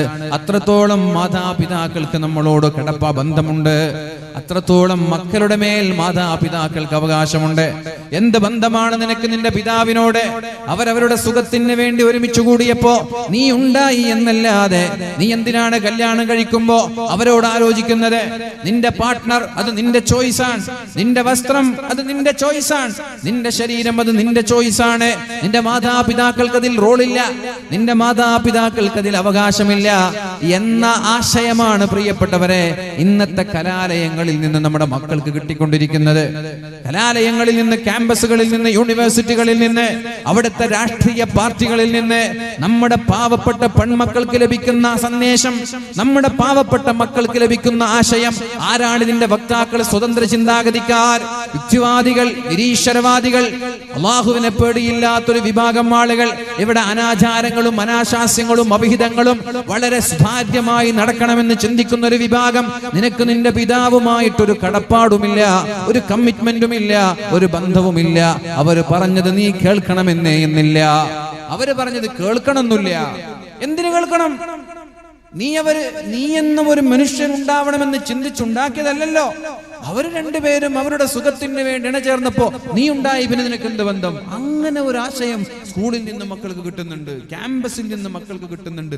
കുടുംബം എന്ന് പറയുന്ന ഈ ബന്ധത്തെ വിച്ഛേദിക്കാനും ഇതിൽ നിന്ന് മക്കളെ അകറ്റി നിർത്താനുള്ള ഒരു ശ്രമം, പൊതുവെ വ്യാപകമായ പ്രചാരണം നമ്മുടെ ക്യാമ്പസുകളിലൊക്കെ നടന്നുകൊണ്ടിരിക്കുക.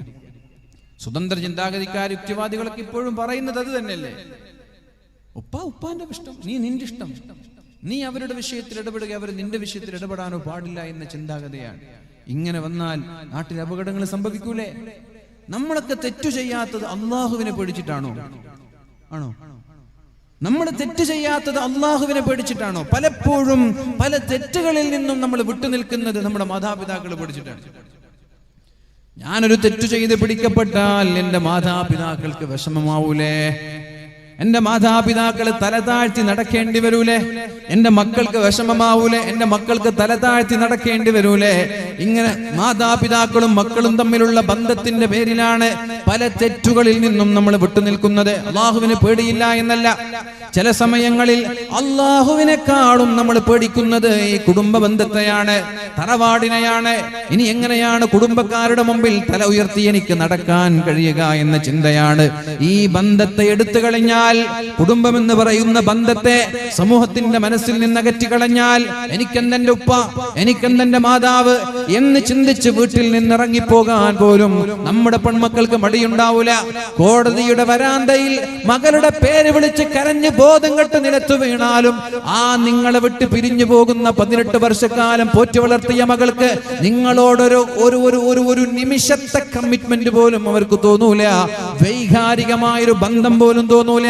അവരുടെ മനസ്സിൽ നിങ്ങളുടെ കരച്ചിലുകളോ നിങ്ങളുടെ ആർത്തട്ടഹാസങ്ങളോ അവരുടെ കൽബിനെ വേദനിപ്പിക്കുക പോലും ചെയ്യില്ല. എന്തുകൊണ്ട്? നേരത്തെ തന്നെ അവർ നിങ്ങളിൽ നിന്ന് അകന്നിട്ടുണ്ട്. ആരാണ് ഈ ആശയം പറഞ്ഞത്? സ്വതന്ത്ര ചിന്താഗതിക്കാർ, യുക്തിവാദികൾ, നിരീശ്വരവാദികൾ. ഇവരൊക്കെ കൂടി ഒരു മനുഷ്യന്റെ കൽബിൽ മാതാപിതാക്കളോടുള്ള ബന്ധം എടുത്തു കളഞ്ഞിട്ടുണ്ട്. പിന്നെ നിങ്ങൾ കോടതിയിൽ പോയിട്ട് കരഞ്ഞ അവരെന്താ വിചാരിക്കുക? ഏതൊരു നാടൻ കരയുന്നു, ഞാൻ എന്തിനു ഫീൽ ആവണം? അതുകൊണ്ട് പ്രിയപ്പെട്ടവരെ, ഈ കുടുംബ ബന്ധം നിലനിൽക്കുക എന്നുള്ളത് ധാർമ്മികമായ നന്മയ്ക്ക് നിലനിൽപ്പിന് നല്ലതാണ്. അതുകൊണ്ട് അല്ലാഹുവിന്റെ ഹബീബായ മുഹമ്മദുർ റസൂലുള്ളാഹി സ്വല്ലല്ലാഹു അലൈഹി വസല്ലമ തങ്ങൾ പറഞ്ഞത്, ലാ തഉഖ വാലിദൈക, നിന്റെ ഉപ്പയോടോ നിന്റെ ഉമ്മയോടോ നീ മോശമായി പെരുമാറാൻ പാടില്ല.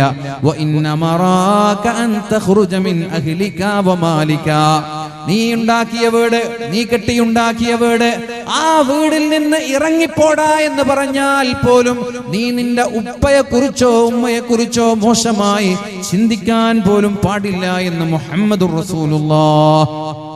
എന്റെ ഉപ്പ പറഞ്ഞു, നീ ഗൾഫിൽ പോയിട്ട് ഉണ്ടാക്കിയൊരു വീട്, ആ വീട് ഉപ്പ പറഞ്ഞു ഇറങ്ങിപ്പോടാ ഇവിടുന്ന്. ഉപ്പയും ഉമ്മയും ഇവിടെ താമസിക്കും, ഒരു രൂപ പോലും ഉപ്പാന്റെ ആ വീട്ടിലില്ല, ഉപ്പയും ഉമ്മയും വീട്ടിലുണ്ട്. ഇറങ്ങി പോടാന്ന് പറഞ്ഞാൽ നിങ്ങൾ ആരാ ചോദിക്കുന്നത്? ഞാൻ ഉണ്ടാക്കിയത് എന്ന വാക്ക് വരരുത്, അനുസരിക്കണം. നബി തങ്ങൾ പറഞ്ഞു, ലാ തഉഖ വാലിദൈക, നിന്റെ മാതാപിതാക്കളെ നീ എതിർക്കാൻ പാടില്ല.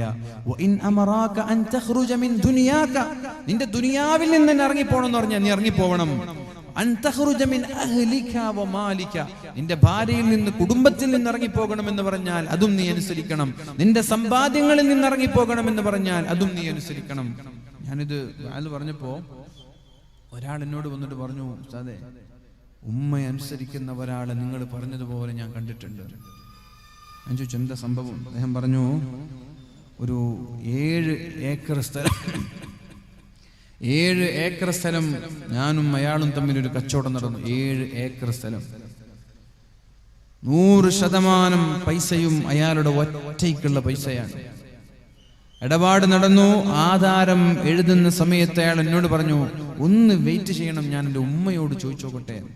ശ്രദ്ധിക്കണേ, ഒന്ന് വെയിറ്റ് ചെയ്യണം, ഞാൻ എൻ്റെ ഉമ്മയോട് ചോദിച്ചോക്കട്ടെ.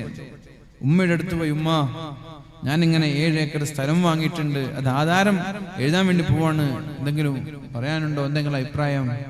ഉമ്മ പറഞ്ഞു, നിന്റെ അനുജനില്ലേ, അനുജന്റെ പേരിൽ എഴുതിക്കോ. 7 ഏക്കർ സ്ഥലം നിന്റെയും നിന്റെ അനുജന്റെയും പേരിൽ എഴുതണം, നീ ഒറ്റയ്ക്ക് എഴുതണ്ട. ഒരു നയാ പൈസ പോലും മനുഷ്യൻ്റെതില്ലത്, ഒരു നയാ പൈസ, ഒരു രൂപ പോലും മനുഷ്യൻ്റെതില്ല, എല്ലാം ഈ ജ്യേഷ്ഠൻ്റെതാണ്. ഉമ്മ പറഞ്ഞപ്പോ എതിര് മിണ്ടാതെ സംസാരിക്കാതെ അനുജന്റെ പേരിലും ആ സ്ഥലം എഴുതി. എന്നിട്ട് വിൽക്കുമ്പോ അവർ വാങ്ങിയതിനേക്കാൾ എത്രയോ ലാഭത്തിന് വിറ്റു. നേരെ പകുതി അനുജന് കൊടുത്തു. ഇതാണ് ഉമ്മമാരോട് മക്കള് കാണിക്കേണ്ട മര്യാദ എന്ന് പറഞ്ഞാൽ. നമ്മളെങ്ങനെ എന്താ പറയാ, ഞാനെന്തിനു എഴുതണം, അവനൊരു രൂപ തന്നിട്ടില്ല, ഞാനെന്തിന് എന്റെ മകൻ അനുജന്റെ പേരിൽ എഴുതണം എന്നാ ചോദിക്കുക. ഉമ്മ പറഞ്ഞപ്പോ അവിടെ നോ മോർ ക്വസ്റ്റ്യൻ, ഒരു ചോദ്യമില്ല. Do or die, don't ask why. ഉമ്മ പറഞ്ഞ ചെയ്യൽ തന്നെ, പിന്നെ എന്തിന് എന്നൊരു ചോദ്യം അവിടെ ഇല്ല. ഇതാണ് ഉമ്മയെ അനുസരിക്കുക എന്ന് പറഞ്ഞാൽ. അല്ലാഹുവിന്റെ ഹബീബായ റസൂലുള്ളാഹി സ്വല്ലല്ലാഹു അലൈഹി വസല്ലമ തങ്ങൾ പറഞ്ഞു, ബിർറു ആബാഅകും തബുറുകും അബ്നാഉകും. നിങ്ങൾ നിങ്ങളുടെ മാതാപിതാക്കളോട് ഗുണം ചെയ്താൽ നിങ്ങളുടെ മക്കൾ തിരിച്ചും നിങ്ങളോട് ഗുണം ചെയ്യും. നിങ്ങൾ നിങ്ങളുടെ മാതാപിതാക്കൾക്ക് ഗുണം ചെയ്താൽ, അവരെ റെസ്പെക്ട് ചെയ്താൽ, അവരെ ബഹുമാനിച്ചാൽ, അവരെ ആദരിച്ചാൽ, നാളെ നിങ്ങൾക്ക് വാർദ്ധക്യം വരുമ്പോൾ നിങ്ങളുടെ മക്കളും അതേപോലെ നിങ്ങളെ ബഹുമാനിക്കുമെന്ന് പരിശുദ്ധ റസൂലുള്ളാഹി സ്വല്ലല്ലാഹു അലൈഹി വസല്ലം. ഇനി നമ്മൾ നമ്മുടെ മക്കളെ, മാതാപിതാക്കളെ വേദനിപ്പിച്ചാൽ, നമ്മുടെ മക്കൾ എത്ര സ്നേഹത്തോടെ വളർത്തിയാലും, എത്ര താലോലിച്ച് വളർത്തിയാലും, ആ മക്കൾ എന്താണോ നമ്മൾ നമ്മുടെ മാതാപിതാക്കൾക്ക് കൊടുത്തത് അതേപോലെ തിരിച്ചും ആ മക്കൾ നമ്മൾക്ക് തരാതിരിക്കില്ല. ഇത് പറയുന്നത് ഞാനല്ല, അല്ലാഹുവിന്റെ ഹബീബായ മുഹമ്മദുർ റസൂലുള്ളാഹി സ്വല്ലല്ലാഹു അലൈഹി വസല്ലം. ഞാൻ നേരത്തെ പറഞ്ഞില്ലേ, ഗൾഫിലുള്ള ജോലി പോലും ഒഴിവാക്കി മാതാപിതാക്കൾക്ക് കൂടെ കാവൽ നിൽക്കാൻ വേണ്ടി ആരെങ്കിലും ഒരാൾ വന്നാൽ ആ മനുഷ്യൻ ഒരിക്കലും പട്ടിണി കിടക്കേണ്ടി വരൂല, ആ മനുഷ്യനൊരിക്കലും ദാരിദ്ര്യത്തിന്റെ പടുകുഴിയിലേക്ക് വീഴൂല. അങ്ങനെ ആരെങ്കിലും വിചാരിച്ചാൽ അവർക്ക് തെറ്റി. ഉമ്മാക്ക് സുഖമില്ല, ആകെ ഒരു മകനെയുള്ളൂ, ആ മകനാണെങ്കിൽ ഗൾഫിൽ നല്ല ജോലിയിലാണ്, ആ ജോലി ഒഴിവാക്കി നാട്ടിലേക്ക് വന്നു. എന്തിനു? ഉമ്മാക്ക് ഖിദ്മത്ത് ചെയ്യാൻ, ഉമ്മയെ ഹോസ്പിറ്റലിൽ കൊണ്ടുപോകാൻ പൈസ വേണം, ക്യാഷ് വേണം. ഇയാൾക്ക് ജോലിയില്ല. നിങ്ങൾ വിചാരിക്കരുത് അയാൾ പട്ടിണിയാകുമെന്ന്, നിങ്ങൾ വിചാരിക്കരുത് അയാൾ പ്രയാസപ്പെടുമെന്ന്. ഇല്ല, കാരണം അല്ലാഹുവിന്റെ ഹബീബായ മുഹമ്മദുർ റസൂലുള്ളാഹി സ്വല്ലല്ലാഹു അലൈഹി വസല്ലമ തങ്ങൾ പറഞ്ഞത്, മൻ അഹബ്ബ അൻ യമുദ്ദല്ലാഹു ഫീ ഉംരിഹി, ഒരാൾക്ക് ദീർഘായുസ് വേണം എന്ന ആഗ്രഹമുണ്ടോ? ഒരുപാട് കാലം ജീവിക്കണം എന്നുള്ള ആഗ്രഹമുണ്ടോ? രോഗിയായിട്ടല്ല, ബെഡിൽ കിടന്നിട്ടല്ല, ഹോസ്പിറ്റലിൽ പോയിട്ട് മരുന്ന് കഴിച്ചിട്ടല്ല, ആരോഗ്യത്തോടെ ഒരുപാട് കാലം ജീവിക്കണം എന്നുള്ള ആഗ്രഹമുണ്ടോ? ഉണ്ടോ? വേണ്ടേ? ആരോഗ്യം വേണ്ട, എന്ന് മരിക്കുക, എല്ലാവരും മരിക്കാൻ തീരുമാനിച്ചു. ആരോഗ്യത്തോടെ ഒരുപാട് കാലം ജീവിക്കണ്ടേ? ഒന്ന് പറയും മനുഷ്യന്മാരെ. ഞാൻ ഇത്ര നേരം 2 മണിക്കൂർ സംസാരിക്കാം, നിങ്ങൾക്കൊരു യെസ് പറയാൻ ഇത്ര മടിയോ?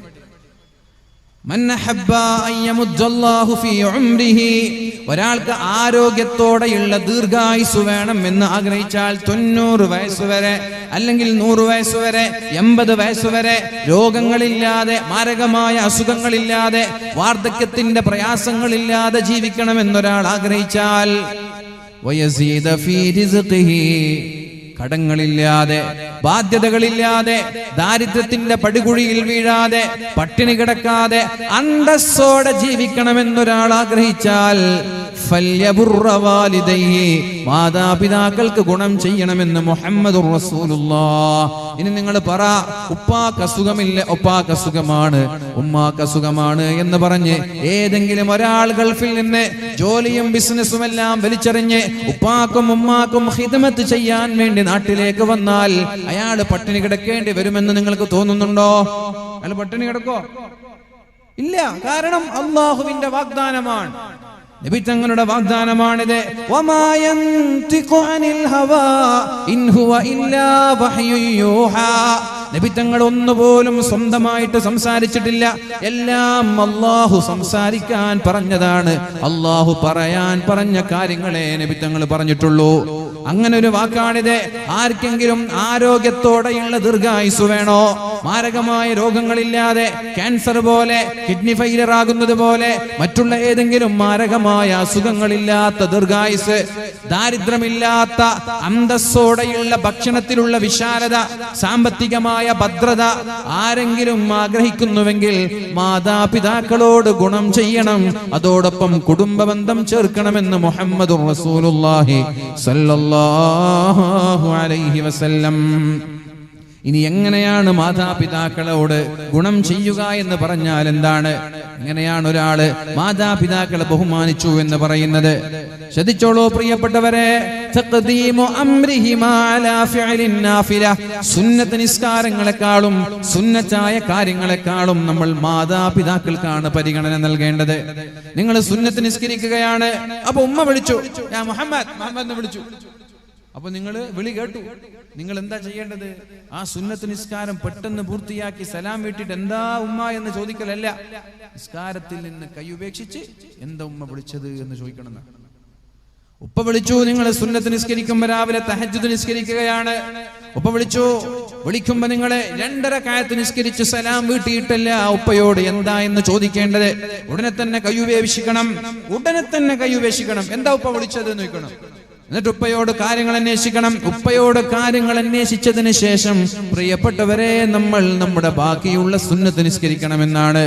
തറാവീഹ് നിസ്കരിക്കാൻ വേണ്ടി പള്ളിയിലേക്ക് പോകുമ്പോ ഉമ്മ പറഞ്ഞു, മോനെ ഒരു മരുന്ന് വാങ്ങിച്ചു തരണം. അപ്പൊ നിങ്ങൾ ആയിക്കോട്ടെ ഉമ്മ, ഞാൻ മരുന്ന് വാങ്ങിച്ചു തരാം. തറാവീഹ് നിസ്കാരം കഴിഞ്ഞ്, ഫിത്ർ കഴിഞ്ഞ്, പള്ളിയിലുള്ള പ്രഭാഷണം കഴിഞ്ഞ്, എല്ലാം കഴിഞ്ഞ് മെഡിക്കലിൽ നിന്ന് മരുന്ന് വാങ്ങിച്ചു കൊടുത്താൽ പോരാ, അത് അപമര്യാദയാണ്. ഉടനെ തന്നെ ആദ്യം പോകേണ്ടത് മെഡിക്കലിലേക്കാണ്. അവിടെ പോയിട്ട് ഉമ്മാക്കുള്ള മരുന്ന് വാങ്ങിച്ചു കൊടുത്തതിന്റെ ശേഷം മതി നിന്റെ തറാവീഹ്. തറാവീഹല്ല നിനക്ക് വലുത്, നിന്റെ മാതാവാണ്. സുന്നത്ത് നിസ്കാരങ്ങളല്ല വലുത്, നിന്റെ മാതാവാണ്. നോമ്പുപേക്ഷിക്കണമെന്ന് പറഞ്ഞാൽ സുന്നത്തായ നോമ്പുപേക്ഷിക്കണം നിന്റെ മാതാവ് പറഞ്ഞാൽ. ഇത്രത്തോളം ഒരു മാതാവിന്, ഒരു പിതാവിന് മക്കളോട് ബാധ്യതയുണ്ട്, കടപ്പാടുണ്ട് എന്ന് മനസ്സിലാക്കണം. അല്ലാഹുവിന്റെ ഹബീബായ നബി തങ്ങൾ പോലും പറയുന്നുണ്ട്, സമിഅതു ത്വലഖ് ഇബ്നു അലി റളിയല്ലാഹു അൻഹു നബി തങ്ങൾ പറയുന്ന ഒരു സംഭവം, ലൗ അദ്റക്തു വാലിദി, എന്റെ മാതാപിതാക്കളെ പ്രായമുള്ള സമയത്ത് എനിക്ക് ലഭിച്ചിരുന്നുവെങ്കിൽ, ഔ അഹദഹുമാ, അല്ലെങ്കിൽ 2-ൽ-1 പ്രായമുള്ള സമയത്ത് എനിക്ക് ലഭിച്ചിരുന്നുവെങ്കിൽ, വഖദിഫ്തതഹ്തു സ്വലാത ഫഖറഅതു ഫാത്തിഹത്തൽ കിതാബ്, ഞാൻ അങ്ങനെ സുന്നത്ത് നിസ്കാരത്തിലേക്ക് പ്രവേശിച്ച് ഫാത്തിഹ ഓതി കഴിയുമ്പോൾ യാ മുഹമ്മദ് എന്ന് എന്റെ ഉമ്മയോ എന്റെ ഉപ്പയോ വിളിച്ചാൽ ലഖുൽതു ലബ്ബൈക്, ആ നിസ്കാരത്തിൽ നിന്ന് ഞാൻ ഉപ്പയോട് പറയും, ഉപ്പാ എന്തേ നിങ്ങൾ വിളിച്ചത്, ഉമ്മ നിങ്ങൾ എന്തേ വിളിച്ചത് എന്ന് ഞാൻ പറയുമായിരുന്നു എന്ന് മുഹമ്മദുർ റസൂലുള്ളാഹ്. എന്താ നിങ്ങൾ വിചാരിച്ചത്? ഫർള് നിസ്കാരത്തിൽ നിന്ന് കൈയുപേക്ഷിക്കാൻ പാടില്ല. ഉപ്പ വിളിച്ചു എന്ന കാരണത്താൽ നിസ്കരിക്കാൻ വേണ്ടി കൈകെട്ടിയാൽ ഫർള് നിസ്കാരങ്ങളിൽ നിന്ന് കൈയുപേക്ഷിക്കാൻ പാടില്ല. എന്നാൽ സുന്നത്തായ നിസ്കാരങ്ങളിൽ മാതാപിതാക്കൾ വിളിച്ചാൽ അവരുടെ കാര്യം ചെയ്ത് തീർത്തിട്ട് മതി സുന്നത്തായ കാര്യങ്ങള്. ഉമ്മ ചെയ്യരുത്, ഉപ്പ ചെയ്യരുത് എന്ന് പറഞ്ഞതിൽ നിന്ന് വിട്ടുനിൽക്കണം. വൽ ഇൻഫാഖു അലൈഹിമാ, നീ നിന്റെ ഭാര്യയ്ക്ക് വേണ്ടി ചെലവഴിക്കുന്നത് പോലെ നിന്റെ മാതാപിതാക്കൾക്ക് വേണ്ടി ചെലവഴിക്കണം. ഭാര്യയും കൂട്ടി ടൂർ പോവാറില്ലേ? ഭാര്യയും കൂട്ടി കറങ്ങാൻ പോവാറില്ലേ? നിന്റെ മാതാപിതാക്കളെ കൂട്ടി കറങ്ങാൻ പോവാറുണ്ടോ? നിന്റെ മാതാപിതാക്കളെ ടൂർ കൊണ്ടുപോവാറുണ്ടോ? കറങ്ങാൻ കൊണ്ടുപോവാറുണ്ടോ? വൽ ഇൻഫാഖു അലൈഹിമാ, മാതാപിതാക്കൾക്ക് നിന്റെ ഭാര്യയ്ക്ക് പർദ്ദ വാങ്ങുമ്പോ, വസ്ത്രം വാങ്ങുമ്പോ, ചെരുപ്പ് വാങ്ങുമ്പോ, ഭക്ഷണം വാങ്ങിച്ചു കൊടുക്കുമ്പോ നിന്റെ മാതാപിതാക്കൾക്ക് അതേപോലെ ചെലവഴിക്കാൻ നീ തയ്യാറാവണം. പിന്നെയോ ഹദബോടെ, ഹൈബത്തോടെ, ബഹുമാനത്തോടെ അവരോട് പെരുമാറണം. മാതാപിതാക്കളുടെ മുമ്പിൽ വെച്ച് ഒച്ച സംസാരിക്കാൻ പാടില്ല. ഉയർന്ന ശബ്ദത്തിൽ മാതാപിതാക്കളുടെ മുമ്പിൽ സംസാരിക്കാൻ പാടില്ല. ഉമ്മയുണ്ടവിടെ, ഉപ്പയുണ്ടവിടെ, വളരെ സൗമ്യമായ ഭാഷയിൽ മൃദുവായ ശബ്ദത്തിലൂടെ സംസാരിക്കണം. ഗൗരവത്തോടെ ഒച്ച സംസാരിക്കരുത്. അവരുടെ മുമ്പിൽ വെച്ച് അഹങ്കാരത്തോടെയുള്ള പൊട്ടിച്ചിരികളും പാടില്ല. അവരെ തുറിച്ചു നോക്കാൻ പാടില്ല. അവരുടെ പേര് കൊണ്ട് അവരെ വിളിക്കാൻ പാടില്ല. പല പേര് വിളിക്കാം. തമാശയ്ക്കാണെങ്കിൽ പോലും ഉപ്പയുടെ പേര് വിളിക്കാൻ പാടില്ല. തമാശയ്ക്കാണെങ്കിൽ പോലും ഉമ്മയുടെ പേരും വിളിക്കാൻ പാടില്ല. പിന്നെയോ വയംശി വറാഅഹുമാ, നിങ്ങൾ രണ്ടുപേരും നടക്കുമ്പോൾ ഉപ്പയുടെ പിന്നാലെയാണ് നിങ്ങൾ നടക്കേണ്ടത്. ഉപ്പയും നിങ്ങൾ പള്ളിയിലേക്ക് വരുമ്പോ നിങ്ങൾ മുന്നിലൂടെ നടക്കാൻ പാടില്ല. ഉപ്പയും നിങ്ങളൊരു കല്യാണത്തിന് പോകുമ്പോ നിങ്ങൾ മുന്നിലും ഉപ്പ പിന്നിലുമായി നടക്കാൻ പാടില്ല. ഉപ്പയെ മുന്നിലൂടെ നടത്തി ഉപ്പയുടെ പിന്നാലെയാണ് നിങ്ങൾ നടക്കേണ്ടത്. എന്തുകൊണ്ട്? ഉപ്പയ്ക്കൊരു പ്രയാസം വന്നാൽ നിങ്ങൾ അതറിയണം.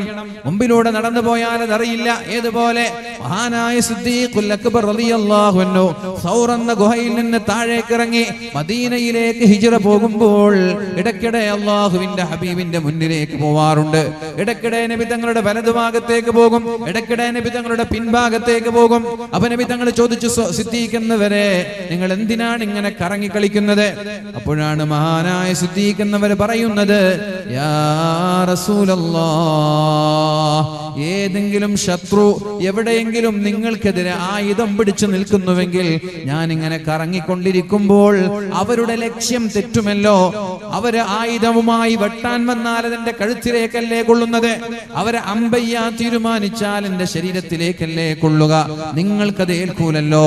ഞാൻ ഒരേ സ്ഥലത്ത് പിന്നിലൂടെ നടന്നാൽ ഒരു പക്ഷേ മുന്നിലുള്ളവർ നിങ്ങൾ കമ്പെയ്താലോ, വലതുഭാഗത്തുള്ളവർ ചെയ്താലോ, ഇടതുഭാഗത്തുള്ളവർ ചെയ്താലോ, പിൻഭാഗത്തുള്ളവർ ചെയ്താലോ. അതുകൊണ്ട് മദീനയിലെത്തുന്നത് വരെ അള്ളാഹുവിന്റെ ഹബീബിന് ഇങ്ങനെ ചുറ്റും കറങ്ങി, സൂര്യൻ എങ്ങനെ കറങ്ങുന്നത് പോലെ, ഭൂമി കറങ്ങുന്നത് പോലെ, ചന്ദ്രൻ കറങ്ങുന്നത് പോലെ അള്ളാഹുവിന്റെ ഹബീബിനെ വലയം ചെയ്തിട്ടാണ് മഹാനായ സിദ്ദീഖുൽ അക്ബർ റളിയല്ലാഹു അൻഹു മദീന വരെ അള്ളാഹുവിന്റെ ഹബീബിനെ കൊണ്ടുപോയത്. അതേപോലെ മാതാവിന്റെ പിതാവിന്റെ പിൻഭാഗത്തുകൂടെ നടക്കണം. കാരണം അവർക്കൊരു പ്രയാസം വന്നാൽ നിങ്ങൾക്കത് തിരിച്ചറിയണം. ഒരിക്കൽ റസൂലുള്ളാഹി സ്വല്ലല്ലാഹു അലൈഹി വസല്ലം തങ്ങൾ പറഞ്ഞു, നബി തങ്ങൾ പറഞ്ഞു, റഅയ്തു റജുലൻ മിൻ ഉമ്മതി, എന്റെ സമുദായത്തിൽപ്പെട്ട ഒരാളെ എനിക്ക് കാണാനിടയായി. ജാഅഹു മലക്കുൽ മൗതി ലിയഖ്ബില റൂഹ, അയാളുടെ റൂഹ് പിടിക്കാൻ വേണ്ടി അസ്രായീൽ അയാളുടെ തൊട്ടടുത്തെത്തിയിട്ടുണ്ട്. നോക്കണം, നബി തങ്ങൾ പറയാം, റഅയ്തു റജുലൻ മിൻ ഉമ്മതി, എന്റെ സമുദായത്തിൽപ്പെട്ട ഒരാളെ ഞാൻ കണ്ടു. എന്താ? അയാള് റൂഹ് പിടിക്കാൻ വേണ്ടി അസ്രായീൽ അലൈഹിസ്സലാം മുമ്പിലേക്ക് വന്നിട്ടുണ്ട്, റൂഹ് പിടിക്കാൻ വേണ്ടിയിട്ട്. അങ്ങനെ റൂഹ് പിടിക്കാൻ വേണ്ടി അസ്രായീൽ അലൈഹിസ്സലാം തയ്യാറായപ്പോ ജാഅതുഹു ബിർറുഹൂലി വാലിദൈ, അയാൾ മാതാപിതാക്കൾക്ക് ഗുണം ചെയ്യുന്ന ആളായിരുന്നു, മാതാപിതാക്കൾക്ക് നന്മ ചെയ്യുന്ന ആളായിരുന്നു അയാൾ. ഉടനെ തന്നെ ആ മാതാപിതാക്കളോട് നന്മ ചെയ്യുന്നു എന്നുള്ള പ്രവർത്തനം ഓടി വന്ന് ചാടി വന്നിട്ട് അസ്രായീൽ അലൈഹിസ്സലാമിനെ മരണത്തിൽ നിന്ന് തടയുന്നതായിട്ട് ഞാൻ കണ്ടു എന്ന് പരിശുദ്ധ റസൂലുള്ളാഹ്. അഥവാ മരിക്കാൻ പോകുന്ന ആളെ മരണത്തിൽ നിന്ന് തടഞ്ഞ് അയാൾക്ക് ദീർഘായുസ് നൽകാൻ പോലും പവർഫുൾ ആണ് മാതാപിതാക്കളോടുള്ള നന്മ. മനസ്സിലാക്കണം. ഒന്നുകൂടി ശ്രദ്ധിച്ചോ ഹദീസ്. റഅയ്തു റജുലൻ മിൻ ഉമ്മതി, എന്റെ സമുദായത്തിൽപ്പെട്ട ഒരാൾ എനിക്ക് കാണാനിടയായി. ജാഅഹു മലക്കുൽ മൗതി ലിയഖ്ബില റൂഹ, അയാളുടെ റൂഹ് പിടിക്കാൻ വേണ്ടി അസ്രായീൽ അലൈഹിസ്സലാം എത്തിയിട്ടുണ്ട്. ഫജാഅതുഹു ബിർറുഹൂലി വാലിദൈഹി, അയാൾ മാതാപിതാക്കളോട് നന്മ ചെയ്യുന്ന മനുഷ്യനായിരുന്നു. ആ ഒരു സൽപ്രവർത്തനം ചാടി വന്ന് ഓടി വന്നിട്ട് അസ്രായീൽ അലൈഹിസ്സലാമിനെ തടഞ്ഞു, തിരിച്ചയച്ചു. എന്നിട്ട് അയാളുടെ റൂഹ് പിടിക്കാൻ അനുവദിച്ചില്ല. എന്തുകൊണ്ട്? അയാൾ മാതാവിനെ, പിതാവിനെ നന്മ ചെയ്യുന്നവരായിരുന്നു, ബഹുമാനിക്കുന്നവരായിരുന്നു എന്ന കാരണത്താൽ പെട്ടെന്നുള്ള മരണത്തിൽ നിന്ന് അയാളെ രക്ഷപ്പെടുത്തി. അയാൾക്ക് ദീർഘായുസ് ലഭിക്കാൻ അവിടെ കാരണമായത് ബിർറുഹൂലി വാലിദൈ, മാതാപിതാക്കളോട് നന്മ ചെയ്യുന്നു എന്ന കാരണത്താലാണ്. അതുകൊണ്ട് പ്രിയപ്പെട്ടവരെ, നമ്മളും ഇങ്ങനെ ഒരു ബോധത്തോടെ മാതാപിതാക്കൾക്ക് ഖിദ്മത്ത് ചെയ്തുകൊണ്ടേയിരിക്കുക. പരിഗണിക്കുക. അല്ലാഹു റബ്ബ് സുബ്ഹാനഹു വ തആല തൗഫീഖ് നൽകി അനുഗ്രഹിക്കട്ടെ. അല്ലാഹു റബ്ബ് സുബ്ഹാനഹു വ തആല തൗഫീഖ് നൽകട്ടെ. മഹാനായ അബൂ ഹുറൈറ റളിയല്ലാഹു അൻഹു പറയുന്നുണ്ട്, നിങ്ങളൊരു കാരണവശാലും നിങ്ങളുടെ ഉമ്മമാരെ ഉപ്പമാരെ പേര് വിളിക്കാൻ പാടില്ല, അവരുടെ മുമ്പിലൂടെ നടക്കാൻ പാടില്ല, അവരുടെ മുമ്പിൽ അവരെക്കാളും മുമ്പിൽ ഇരിക്കാനും പാടില്ല, അവരെക്കാളും മുമ്പിൽ ഇരിക്കാൻ പാടില്ല. ഒരിക്കൽ അബൂ ഹുറൈറ റളിയല്ലാഹു അൻഹു ഇങ്ങനെ നടന്നു പോകുമ്പോ അബൂ ഗസ്സാൻ എന്ന് പറയുന്ന ഒരാളെ കണ്ടു. അയാൾ അദ്ദേഹത്തിന്റെ പിതാവിന്റെ മുമ്പിലൂടെ നടക്കുകയാണ്. അബൂ ഗസ്സാൻ എന്നവർ അദ്ദേഹത്തിന്റെ പിതാവിന്റെ മുമ്പിലൂടെ ഇങ്ങനെ നടന്നു പോവാണ്. അപ്പൊ അബൂ ഹുറൈറ ഫലഹിഖഹു അബൂ ഹുറൈറ, അവിടെ അബൂ ഹുറൈറ എത്തി. മൻ ഹാദല്ലദീ യംശി ഖൽഫക, നിന്റെ പിന്നിലൂടെ നടന്നു വരുന്ന ആൾ ആരാണ്? അബൂ ഹുറൈറ ചോദിക്കാണ് അബൂ ഗസ്സാൻ എന്നവരോട്, മൻ ഹാദല്ലദീ യംശി ഖൽഫക, ഇതാരാ നിന്റെ പിന്നിലൂടെ നടന്നു വരുന്നത്? അദ്ദേഹം പറഞ്ഞു, അബി, എന്റെ ഉപ്പയാണ്, എന്റെ ഉപ്പയാണ്. അബൂ ഹുറൈറ തങ്ങൾ ദേഷ്യപ്പെട്ടു, അഖ്തഅൽ ഹഖ, നീ ഇവിടെ ചെയ്തത് സത്യത്തിന് വിപരീതമാണ്. ലം തുവാഫിഖി സുന്നഹ, ഹബീബിന്റെ സുന്നത്തിന് വിപരീതമാണിത്. ലാ തംശി ബൈന യദൈ അബീക്, നിന്റെ ഉപ്പാന്റെ മുന്നിൽ ഒരു കാരണവശാലും നടക്കരുത്, ഒന്നുകിൽ പിന്നിൽ അല്ലെങ്കിൽ വലതുഭാഗത്തുകൂടെ. നീയും ഉപ്പയും നടക്കുമ്പോ അതിന്റെ ഇടയിലേക്ക് വേറൊരാളെ കയറി വരാൻ പോലും നീ സമ്മതിക്കരുത്. എന്നിട്ട് രസകരമായ ഒരു സംഭവം പറയുന്നുണ്ട്, രസകരമായ ഒരു കാര്യം പറയുന്നുണ്ട്. എന്നറിയോ? ലാ തഅഖുദ് ലഹ്മൻ മുഖ്തലിതൻ ബിഅൽമിൻ നളറ ഇലൈഹി അബൂക, നീയും നിന്റെ ഉപ്പയും ഒന്നിച്ച് ഭക്ഷണം കഴിക്കുമ്പോ ഭക്ഷണത്തിന്റെ തളികയിൽ നല്ല ലെഗ് പീസ് ഒക്കെ ഉണ്ടാവും, എല്ലിനോട് ചേർന്ന് നിൽക്കുന്ന മാംസം ഉണ്ടാവും. ആ മാംസത്തിലേക്ക് നിന്റെ ഉപ്പ നോക്കിയിട്ടുണ്ടെങ്കിൽ ആ മാംസം പോലും നീ എടുക്കാൻ പാടില്ല. കാരണം നീ എടുത്താൽ ഒരു പക്ഷെ ഉപ്പാക്ക് മാനസികമായിട്ട് പ്രയാസം ഉണ്ടാവാൻ സാധ്യതയുണ്ട്. ആരാ പറയുന്നത്? മഹാനായ അബൂ ഹുറൈറ തങ്ങൾ പറയാണ്, നിങ്ങൾ രണ്ടുപേരും ഒന്നിച്ച് ഭക്ഷണം കഴിക്കാനിരുന്നാൽ, ഒരു ചിക്കൻ ആണെങ്കിലും മട്ടൻ ആണെങ്കിലും ബീഫാണെങ്കിലും, അതിൽ നിന്ന് എല്ലാവർക്കും ഇഷ്ടമുള്ള ചില വസ്തുക്കൾ ഉണ്ടാകും. കരള് പോലെ, ചിലപ്പോൾ കഴുത്ത് പോലെ. നാടൻ കോഴിക്കാണെങ്കിൽ അതിന്റെ തൊലിയൊക്കെ വയസ്സന്മാരായ ആളുകൾക്ക് വലിയ ഇഷ്ടമാണ്. അതേപോലെ തന്നെ എല്ലിനോട് ചേർന്ന മാംസം, ഇതും ജനങ്ങൾക്ക് ഇഷ്ടമാണ്. ഇപ്പൊ റിബ് ഉണ്ടാകും, മട്ടനാകുമ്പോ റിബ് ഉണ്ടാകും, ബാര്യലിന്റെ, അതൊക്കെ ജനങ്ങൾക്ക് വലിയ ഇഷ്ടമാണ്. അപ്പൊ അങ്ങനെ എല്ലാവർക്കും ഇഷ്ടപ്പെടുന്ന ചില മാംസകഷ്ണങ്ങൾ തളികയിൽ ഉണ്ടാകുമ്പോ നീ ഉപ്പയെക്കാളും മുമ്പ് ചാടി അതെടുക്കരുത്, അത് ഗുരുത്തക്കേടാണ്, അത് അപമര്യാദയാണ്. ഉപ്പ എടുത്തതിന് ശേഷം നീ എടുക്കാൻ പാടുള്ളൂ എന്ന് മഹാനായ അബൂ ഹുറൈറ റളിയല്ലാഹു അൻഹു പഠിപ്പിക്കുന്നുണ്ട്. പ്രിയപ്പെട്ടവരെ, മഹാനായ മറ്റൊരു വിഷയം, പ്രിയപ്പെട്ടവരെ, മഹാനായ അബൂദർദാ റളിയല്ലാഹു അൻഹുവിന്റെ അടുത്തേക്ക് ഒരാൾ വന്നു. അബൂദർദാ റളിയല്ലാഹു അൻഹുവിനോട് ഒരാൾ പറഞ്ഞു, അബൂദർദാ എന്നവരെ, ഞാൻ കല്യാണം കഴിച്ചത് ഉമർ തങ്ങളുടെ മകളെയാണ്. ശ്രദ്ധിക്കണേ, ഞാൻ കല്യാണം കഴിച്ചത് ഉമർ തങ്ങളുടെ മകളെയാണ്, മഹാനായ ഉമർ തങ്ങളുടെ മകളെയാണ്. എനിക്കവളെ വല്ലാതെ ഇഷ്ടമാണ്, എനിക്കവളോട് വല്ലാത്ത ഇഷ്ടമാണ്. വഅന ഉഹിബ്ബുഹാ, എനിക്കെന്റെ ആ ഭാര്യയെ വല്ലാതെ ഇഷ്ടമാണ്. വഇന്ന ഉമ്മീ തഅമുറുനി ബിതലാഖിഹാ, എന്റെ ഉമ്മ പറയുന്നു അവളെ ത്വലാഖ് ചെല്ലണമെന്ന്. ഉമ്മ പറയുന്നു അവളെ ത്വലാഖ് ചെല്ലണം. എനിക്കാണെങ്കിൽ അവളെ വലിയ ഇഷ്ടമാണ്, അവളാണെങ്കിൽ ഉമർ തങ്ങളുടെ മകളുമാണ്. ഞാൻ എന്ത് ചെയ്യണം? ഉമ്മ പറയുന്നു ത്വലാഖ് ചെല്ലാൻ, എനിക്കാണെങ്കിൽ അവളെ ഇഷ്ടമാണ്, അവളാണെങ്കിൽ ഉമർ തങ്ങളുടെ മകളാണ്. ഇതെങ്ങനെ മറുപടി, ഒരു ഡിപ്ലോമാറ്റിക് ആയിട്ടുള്ള ഒരു ക്വസ്റ്റ്യൻ, ഇതിനെങ്ങനെ മറുപടി പറയണമെന്ന് അബൂദർദാ തങ്ങൾക്ക് അറിയുന്നില്ല. ഉമ്മ അനുസരിക്കാൻ പറയണോ? അപ്പോഴത്തേക്കും ഇത് ഉമർ തങ്ങളുടെ മകളാണ്, ത്വലാഖ് ചെല്ലാൻ പറയാനും പറ്റൂല, ഉമ്മ അനുസരിക്കാനും ചെല്ലാനും പറ്റൂല, എന്താ ചെയ്യേണ്ടതെന്ന് അറിയില്ല. അദ്ദേഹം പറഞ്ഞില്ല,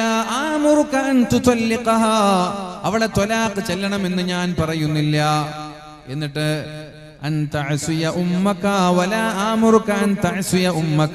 നിന്റെ ഉമ്മയോട് എതിര് ചെയ്യണമെന്നും ഞാൻ പറയുന്നില്ല. ത്വലാഖ് ചെല്ലണമെന്ന് പറയുന്നില്ല, ത്വലാഖ് ചെല്ലരുത് എന്നും ഞാൻ പറയുന്നില്ല. ഒരു ഹദീസ് ഞാൻ പറഞ്ഞുതരാം, എന്നിട്ട് അത് കേട്ടിട്ട് നിന്റെ ഇഷ്ടം പോലെ നീ പ്രവർത്തിച്ചോ. വലാകിന്നി ഉഹദ്ദിസുക ഹദീസൻ സമിഅതുഹു മിർ റസൂലില്ലാഹ്, അല്ലാഹുവിന്റെ റസൂൽ പറഞ്ഞു തന്നൊരു ഹദീസ് ഞാൻ നിങ്ങൾക്ക് പറഞ്ഞു തരാം. എന്താണ് ആ ഹദീസ്? ഇന്നൽ വാലിദത ഔസതു അബ്വാബിൽ ജന്ന, ഉമ്മമാരെന്ന് പറയുന്നത് സ്വർഗ്ഗത്തിന്റെ മധ്യത്തിലുള്ള വാതിലിന്റെ താക്കോലാണ്. സ്വർഗത്തിലേക്ക് കടക്കാനുള്ള താക്കോലാണ് ഉമ്മമാർ. ഇത് അള്ളാഹുവിന്റെ ഹബീബായ നബി തങ്ങൾ പഠിപ്പിച്ചു തന്ന ഹദീസാണിത്. ഈ ഹദീസ് മാത്രമാണ് എനിക്ക് പറഞ്ഞു തരാനുള്ളത്. ഇനി നിനക്ക് വേണമെങ്കിൽ ഭാര്യയെ കൂടെ നിലനിർത്താം, വേണ്ടെങ്കിൽ നിനക്ക് ഒഴിവാക്കാം. എനിക്ക് പറയാനുള്ളത് ഈ ഒരു ഹദീസ് മാത്രമാണ് എന്ന് മഹാനായ അബൂ ദർദാ റളിയല്ലാഹു അൻഹു ആ മനുഷ്യനോട് പറയുന്നുണ്ട്. ഞാൻ നിർത്തുകയാണ് പ്രിയപ്പെട്ടവരെ. മഹാനായ അബ്ദുല്ലാഹ് ഇബ്നു അബ്ബാസ് തങ്ങൾ പറഞ്ഞൊരു 2 ഹദീസ് കൂടി ഞാൻ ഈ വിഷയത്തിലേക്ക് കൂട്ടിച്ചേർക്കുകയാണ്.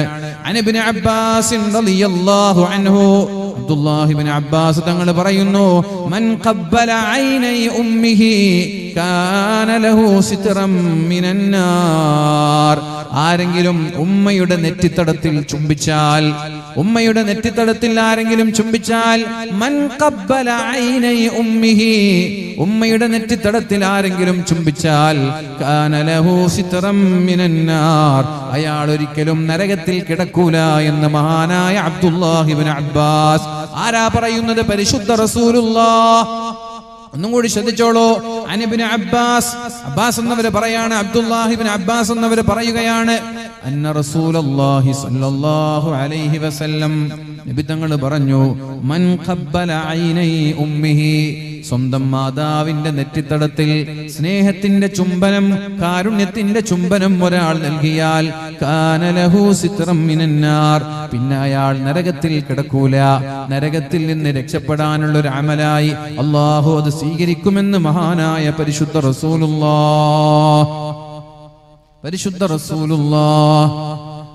അതേപോലെ അബ്ദുല്ലാഹ് ഇബ്നു അബ്ബാസ് തങ്ങൾ റിപ്പോർട്ട് ചെയ്ത മറ്റൊരു ഹദീസാണ്, മാ മിൻ റജുലിൻ യൻദുറു ഇലാ ഉമ്മിഹി നളറ റഹ്മ, ഏതെങ്കിലും ഒരാൾ കാരുണ്യത്തിന്റെ നോട്ടം ഉമ്മയെ നോക്കിയാൽ, സ്നേഹത്തോടെ ഉമ്മയെ ഒന്ന് നോക്കിയാൽ, കാരുണ്യത്തോടെ ഉമ്മയെ ഒന്ന് നോക്കിയാൽ, ഇല്ലാ കാനത് ലഹു ഹജ്ജത്തുൻ മഖ്ബൂലത്തുൻ മബ്റൂറ, മഖ്ബൂലായ മബ്റൂറായ ഹജ്ജ് ചെയ്ത പ്രതിഫലം അല്ലാഹു അയാൾക്ക് നൽകുമെന്ന് മുഹമ്മദുർ റസൂലുള്ളാഹി. കാരുണ്യത്തിന്റെ, സ്നേഹത്തിന്റെ, അനുകമ്പയുടെ ഒരു നോട്ടം, ഉമ്മയുടെ മുഖത്തേക്ക് സ്നേഹത്തോടെ ഒന്ന് നോക്കിയാൽ വരെ പരിപൂർണമായ ഹജ്ജിന്റെ പ്രതിഫലം അല്ലാഹു നൽകുമെന്ന്. അപ്പോൾ ഒരാൾ ചോദിച്ചു, അല്ലാഹുവിന്റെ ഹബീബിനോട് ഒരാൾ ചോദിച്ചു, യാ റസൂലല്ലാഹ്, അല്ലാഹുവിന്റെ റസൂലേ, വ ഇന്നളറ ഇലൈഹാ ഫിൽ യൗമി 100 മറ, ഇനി ഒരാൾ സ്വന്തം മാതാവിന്റെ മുഖത്തേക്ക് ഒരു ദിവസം തന്നെ 100 തവണ കാരുണ്യത്തോടെ നോക്കിയാലോ? അല്ലാഹുവിന്റെ ഹബീബായ നബി തങ്ങൾ മറുപടി പറഞ്ഞത്, വ ഇന്നളറ ഇലൈഹാ ഫിൽ യൗമി 100,000 മറ, 100 തവണയല്ല, 1000 തവണയല്ല, 1,00,000 തവണ ഒരാൾ മാതാവിന്റെ മുഖത്തേക്ക് കാരുണ്യത്തോടെ നോക്കിയാലും അല്ലാഹു തആല പരിപൂർണമായ ഒരുപാട് ഹജ്ജ് ചെയ്ത പ്രതിഫലം നൽകുമെന്ന് പരിശുദ്ധ റസൂലുള്ളാഹി സ്വല്ലല്ലാഹു അലൈഹി വസല്ലം. ഒരാൾ വന്നു അബ്ദുല്ലാഹ് ഇബ്നു അബ്ബാസ് തങ്ങളുടെ സമീപത്തേക്ക്. അബ്ദുല്ലാഹ് ഇബ്നു അബ്ബാസ് തങ്ങളോട് പറഞ്ഞു, ഞാൻ ഒരു പെണ്ണിനെ പ്രപ്പോസ് ചെയ്തു, എനിക്കൊരു പെണ്ണിനോട് ഇഷ്ടം തോന്നി, ഒരു പെണ്ണിനോട് എനിക്ക് പ്രണയം തോന്നി. ആ പെണ്ണിനോട് ഞാൻ എന്റെ പ്രണയം തുറന്നു പറഞ്ഞു, ഞാൻ നിന്നെ കല്യാണം കഴിക്കട്ടെ എന്ന് ഞാൻ ചോദിച്ചു. പക്ഷേ പെണ്ണ് സമ്മതിച്ചില്ല, അവൾ റെഡിയല്ല എന്ന് പറഞ്ഞു, എനിക്ക് നിങ്ങളെ ഇഷ്ടമല്ല എന്ന് പറഞ്ഞു. ഞാനാണെങ്കിൽ ആ പെണ്ണിന്റെ പിന്നാലെയുണ്ട്. വേറെ ഒരാൾ ഈ പെണ്ണിനോട് പ്രപ്പോസ് ചെയ്യുകയുണ്ടായി. വേറൊരാൾ എന്റെ പ്രപ്പോസ് അവൾ സ്വീകരിച്ചില്ല. വേറെ ഒരാൾ ആ പെണ്ണിനോട് പറഞ്ഞു, എനിക്ക് നിന്നെ ഇഷ്ടമാണ്, ഞാൻ നിന്നെ കല്യാണം കഴിച്ചോട്ടെ. പെണ്ണ് സമ്മതിച്ചു. അങ്ങനെയാള് കല്യാണം കഴിച്ചപ്പോ എനിക്ക് എന്തെന്നില്ലാത്ത ദേഷ്യം തോന്നി ആ പെണ്ണിനോട്. ആ പെണ്ണിനെ ഞാൻ കൊന്നുകളഞ്ഞു. എന്റെ പ്രപ്പോസൽ സ്വീകരിക്കാത്തതിന്റെ പേരിൽ വൈരാഗ്യം കൊണ്ട്, പ്രതികാരം കൊണ്ട് ഞാൻ ആ പെണ്ണിനെ കൊന്നുകളഞ്ഞു. എനിക്ക് അല്ലാഹു തൗബ സ്വീകരിക്കുമോ? എനിക്ക് അല്ലാഹു മാപ്പ് തരുമോ? അല്ലാഹു എനിക്ക് പുറത്തു തരുമോ? അപ്പോഴാണ് മഹാനായ അബ്ദുല്ലാഹ് ഇബ്നു അബ്ബാസ് തങ്ങൾ ചോദിക്കുന്നത്, ഉമ്മുക ഹയ്യ, നിന്റെ ഉമ്മ ജീവിച്ചിരിപ്പുണ്ടോ? ഉമ്മുക ഹയ്യ, നിന്റെ ഉമ്മ ജീവിച്ചിരിപ്പുണ്ടോ? അദ്ദേഹം പറഞ്ഞില്ല, എന്റെ ഉമ്മ ജീവിച്ചിരിപ്പില്ല. അപ്പൊ അബ്ബാസ് തങ്ങൾ പറഞ്ഞു, തുബ് ഇലല്ലാഹ്, കഴിവിന്റെ പരമാവധി അള്ളാഹുവിലേക്ക് തൗബ ചെയ്ത് അള്ളാഹുവിലേക്ക് മടങ്ങാൻ ശ്രമിച്ചോളി. ഒരു പക്ഷേ അള്ളാഹു പുറത്തു തന്നേക്കാം. അബ്ദുല്ലാഹി ഇബ്നു അബ്ബാസ് തങ്ങളുടെ അടുത്തുള്ള ഒരാൾ ചോദിച്ചു, അല്ലയോ അബ്ദുല്ലാഹി ഇബ്നു അബ്ബാസ് തങ്ങളെ, ലിമ സഅൽതഹു അൻ ഹയാതി ഉമ്മിഹി, അയാളുടെ ഉമ്മ ജീവിച്ചിരിപ്പുണ്ടോ എന്ന് ചോദിക്കാനുള്ള കാരണം എന്താണ്?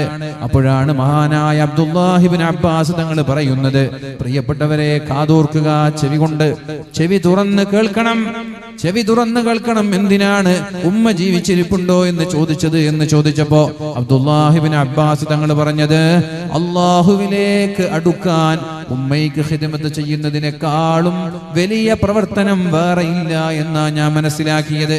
അപ്പൊ ഒരാളുടെ തൗബ സ്വീകരിക്കാൻ, ഒരാളുടെ പാപം പൊറുക്കപ്പെടാൻ, ഒരാൾക്ക് എത്ര വലിയ പാപം ചെയ്താലും എത്ര വലിയ ദോഷം ചെയ്താലും സ്വന്തം മാതാവിന് മരിക്കുന്നത് വരെ ഖിദ്മത്ത് ചെയ്യുക, പ്രതിഫലം ആഗ്രഹിക്കാതെ, തിരിച്ച് പ്രതീക്ഷിക്കാതെ ആത്മാർത്ഥമായി മാതാവിന് പിതാവിന് ഖിദ്മത്ത് ചെയ്യുക എന്നുള്ളതാണ് നാളെ പാരത്രിക ലോകത്ത് രക്ഷപ്പെടാനുള്ള ഏറ്റവും വലിയ അമല്. അല്ലാഹു തആല നമ്മുടെ സർവ്വ പാപങ്ങളും പുറത്തു തരട്ടെ. അല്ലാഹു നമ്മുടെ സർവ്വ പാപങ്ങളും പുറത്തു തരട്ടെ. അല്ലാഹു നമ്മുടെ സർവ്വ പാപങ്ങളും പുറത്തു തരട്ടെ. അവസാനമായി ഒരൊറ്റൊരു ഹദീസ് കൂടി, നമ്മളെല്ലാവരും അറിയുന്ന ഹദീസ്, നമ്മളെല്ലാവരും ഒരുപാട് തവണ കേട്ട ഹദീസാണിത്. അല്ലാഹുവിന്റെ ഹബീബായ നബി തങ്ങള് മിമ്പറിൽ കയറി ആമീൻ ആമീൻ ആമീൻ എന്ന് 3 തവണ പറഞ്ഞത്. അതിലൊന്ന് സ്വഹാബാക്കൾ ചോദിച്ചു, എന്തിനാണ് നബിയെ ആമീൻ എന്ന് പറഞ്ഞത്? നബി തങ്ങൾ പറഞ്ഞ മറുപടി, സ്വഹാബ, മഹാനായ ജിബ്രീൽ അലൈഹിസ്സലാം വന്നുകൊണ്ട് എന്നോട് പറഞ്ഞത്, വൃദ്ധരായ മാതാപിതാക്കൾക്ക് ഖിദ്മത്ത് ചെയ്യാൻ ഒരാൾക്ക് അവസരം ലഭിച്ചിട്ട് അയാൾ മരിക്കുമ്പോൾ അയാളുടെ പാപങ്ങൾ അല്ലാഹു പുറത്തു തന്നില്ല എങ്കിൽ അയാളെ സ്വർഗത്തിൽ നിന്ന് അല്ലാഹു അകറ്റി നിർത്തട്ടെ എന്ന് ദുആ ചെയ്തത് ജിബ്രീലാണ്. ഞാനതിന് ആമീൻ എന്ന് പറഞ്ഞു.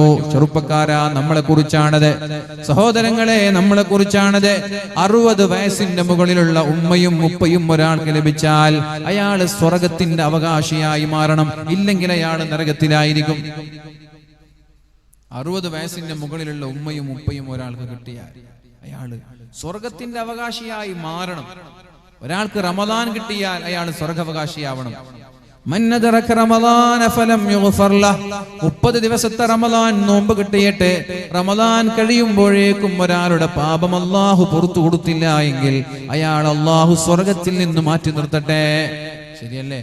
30 ദിവസക്കാലം തൗബ ചെയ്യാനും ഓരോ തറാവീ നിസ്കാരത്തിനും അല്ലാഹു കോടിക്കണക്കിന് ആളുകളുടെ പാപങ്ങൾ പുറത്തു കൊടുക്കുന്നുണ്ട്, കോടിക്കണക്കിന് ആളുകളെ നരകത്തിൽ നിന്ന് മോചിപ്പിക്കുന്നുണ്ട്. ഓരോ ദിവസവും അവസാനത്തെ 10 ലക്ഷക്കണക്കിന് ആളുകൾ അല്ലാഹു നരകത്തിൽ നിന്ന് മോചിപ്പിക്കുന്നുണ്ട്. പിന്നെ ഓരോ 10നും ഓരോ പ്രത്യേകതയാണ്. അവസാനത്തെ രാത്രിയായാൽ നോമ്പ് നോറ്റ് എല്ലാ മനുഷ്യന്മാർക്കും അല്ലാഹു എല്ലാം പുറത്തു കൊടുക്കുമെന്ന് പറഞ്ഞിട്ട് ഏതെങ്കിലും ഒരു മനുഷ്യന് പെരുന്നാളാകുമ്പോൾ അയാളുടെ പാപങ്ങൾ അല്ലാഹു പുറത്തു കൊടുത്തില്ലെങ്കിൽ അയാൾ അല്ലാഹു സ്വർഗത്തിൽ നിന്ന് വലിച്ചെറിഞ്ഞു എന്ന് മനസ്സിലാക്കണം. കാരണം അയാൾ റമദാനിനെ ബഹുമാനിച്ചിട്ടില്ല എന്നർത്ഥം. റമദാനിനെ മനസ്സുകൊണ്ട് ബഹുമാനിച്ച എല്ലാ മനുഷ്യന്മാരുടെ എല്ലാ പാപവും അല്ലാഹു പുറത്തു കൊടുക്കും. അതേപോലെയാണ് മാതാപിതാക്കൾ. വയസ്സായ മാതാപിതാക്കളെ ഒരു മനുഷ്യന് ബഹുമാനിച്ചാൽ അയാളുടെ എല്ലാ പാപവും അല്ലാഹു പുറത്തു കൊടുക്കും, അല്ലാഹു അയാൾക്ക് സ്വർഗം കൊടുക്കും. ഇനി ഏതെങ്കിലും ഒരു കുട്ടി ഉമ്മയും ഉപ്പയൊക്കെ ഉണ്ടായിട്ടും പാപങ്ങൾ പൊറുക്കപ്പെട്ടിട്ടില്ലെങ്കിൽ അയാൾ മാതാപിതാക്കളെ ബഹുമാനിക്കാത്ത ആളാണ്, അയാൾക്ക് സ്വർഗം കിട്ടൂല. ഇത്ര കാര്യം മനസ്സിലാക്കുക. സ്വർഗം കിട്ടണോ? മാതാപിതാക്കൾക്ക് ഖിദ്മത്ത് ചെയ്യുക, കണ്ണും ചിമ്മി ഖിദ്മത്ത് ചെയ്യുക. നമ്മൾ അന്ധമായി അനുകരിക്കുക അല്ലെങ്കിൽ അന്ധമായി ഒരാളെ അനുസരിക്കുക എന്ന് പറഞ്ഞാൽ നബിത്തങ്ങളും നമ്മുടെ മാതാപിതാക്കളും കൂടിയാണ്. അല്ലാഹുവിന്റെ ഹബീബും അതുപോലെ നമ്മുടെ മാതാപിതാക്കളാണ്. അവരോട് നമ്മൾ തിരിച്ചു മിണ്ടാൻ പാടില്ല, അവരോട് നമ്മൾ തിരിച്ച് ഷൗട്ട് ചെയ്യാൻ പാടില്ല. അവരെന്ത് ചോദിച്ചാലും മുഴുവനും കൊടുക്കാനും നമ്മൾ തയ്യാറാവണം. അല്ലാഹു റബ്ബ് സുബ്ഹാനഹു വ തആല നമ്മുടെ മാതാപിതാക്കൾക്ക് അല്ലാഹു പുറത്തു കൊടുക്കട്ടെ. ആഫിയത്തും ആരോഗ്യവുമുള്ള ദീർഘായുസ്സ് നൽകി അല്ലാഹു അനുഗ്രഹിക്കട്ടെ. അവരുടെ ജീവിതത്തിൽ വന്ന എല്ലാ തെറ്റുകുറ്റങ്ങളും അല്ലാഹു പുറത്തു കൊടുത്ത് പടച്ച റബ്ബ് പാരത്രിക ലോകത്ത് മാതാപിതാക്കളുടെ കൂടെ മക്കളുടെ കൂടെ സ്വർഗത്തിലെത്താനുള്ള തൗഫീക്ക് നൽകട്ടെ. സ്വർഗത്തിലെത്തുന്നത് എങ്ങനെയെന്ന് വെച്ചാൽ എന്നാണ്. ഉപ്പമാരൊറ്റയ്ക്കല്ല പോവുക, മക്കളുടെ കയ്യും പിടിച്ചിട്ടാണ് ഓരോ മാതാപിതാക്കളും നാളെ സ്വർഗത്തിലേക്ക് പോവുക എന്നാണ്. അഥവാ ഏതെങ്കിലും മക്കളെ ഏതെങ്കിലും മക്കള് മാതാപിതാക്കളുടെ വഴിയിൽ അഥവാ ദീനിയായ വിഷയത്തിൽ അവരെ അംഗീകരിക്കുകയും അനുസരിക്കുകയും ചെയ്താൽ അൽഹഖ്നാ ബിഹിം, ആ ഉപ്പാന്റെ കൂടെ മക്കളെയും സ്വർഗത്തിലേക്കേക്കും. ആ മക്കളുടെ കൂടെ അവരെ മക്കളുണ്ടാകും, ആ മക്കളുടെ കൂടെ അവരെ മക്കളുണ്ടാകും. ആ ദുനിയാവിലൊരു തറവാട് പോലെ നമ്മൾ ജീവിച്ചതുപോലെ സ്വർഗത്തിലും ഇതേപോലൊരു തറവാടിലായിരിക്കും നമ്മൾ ജീവിക്കുക.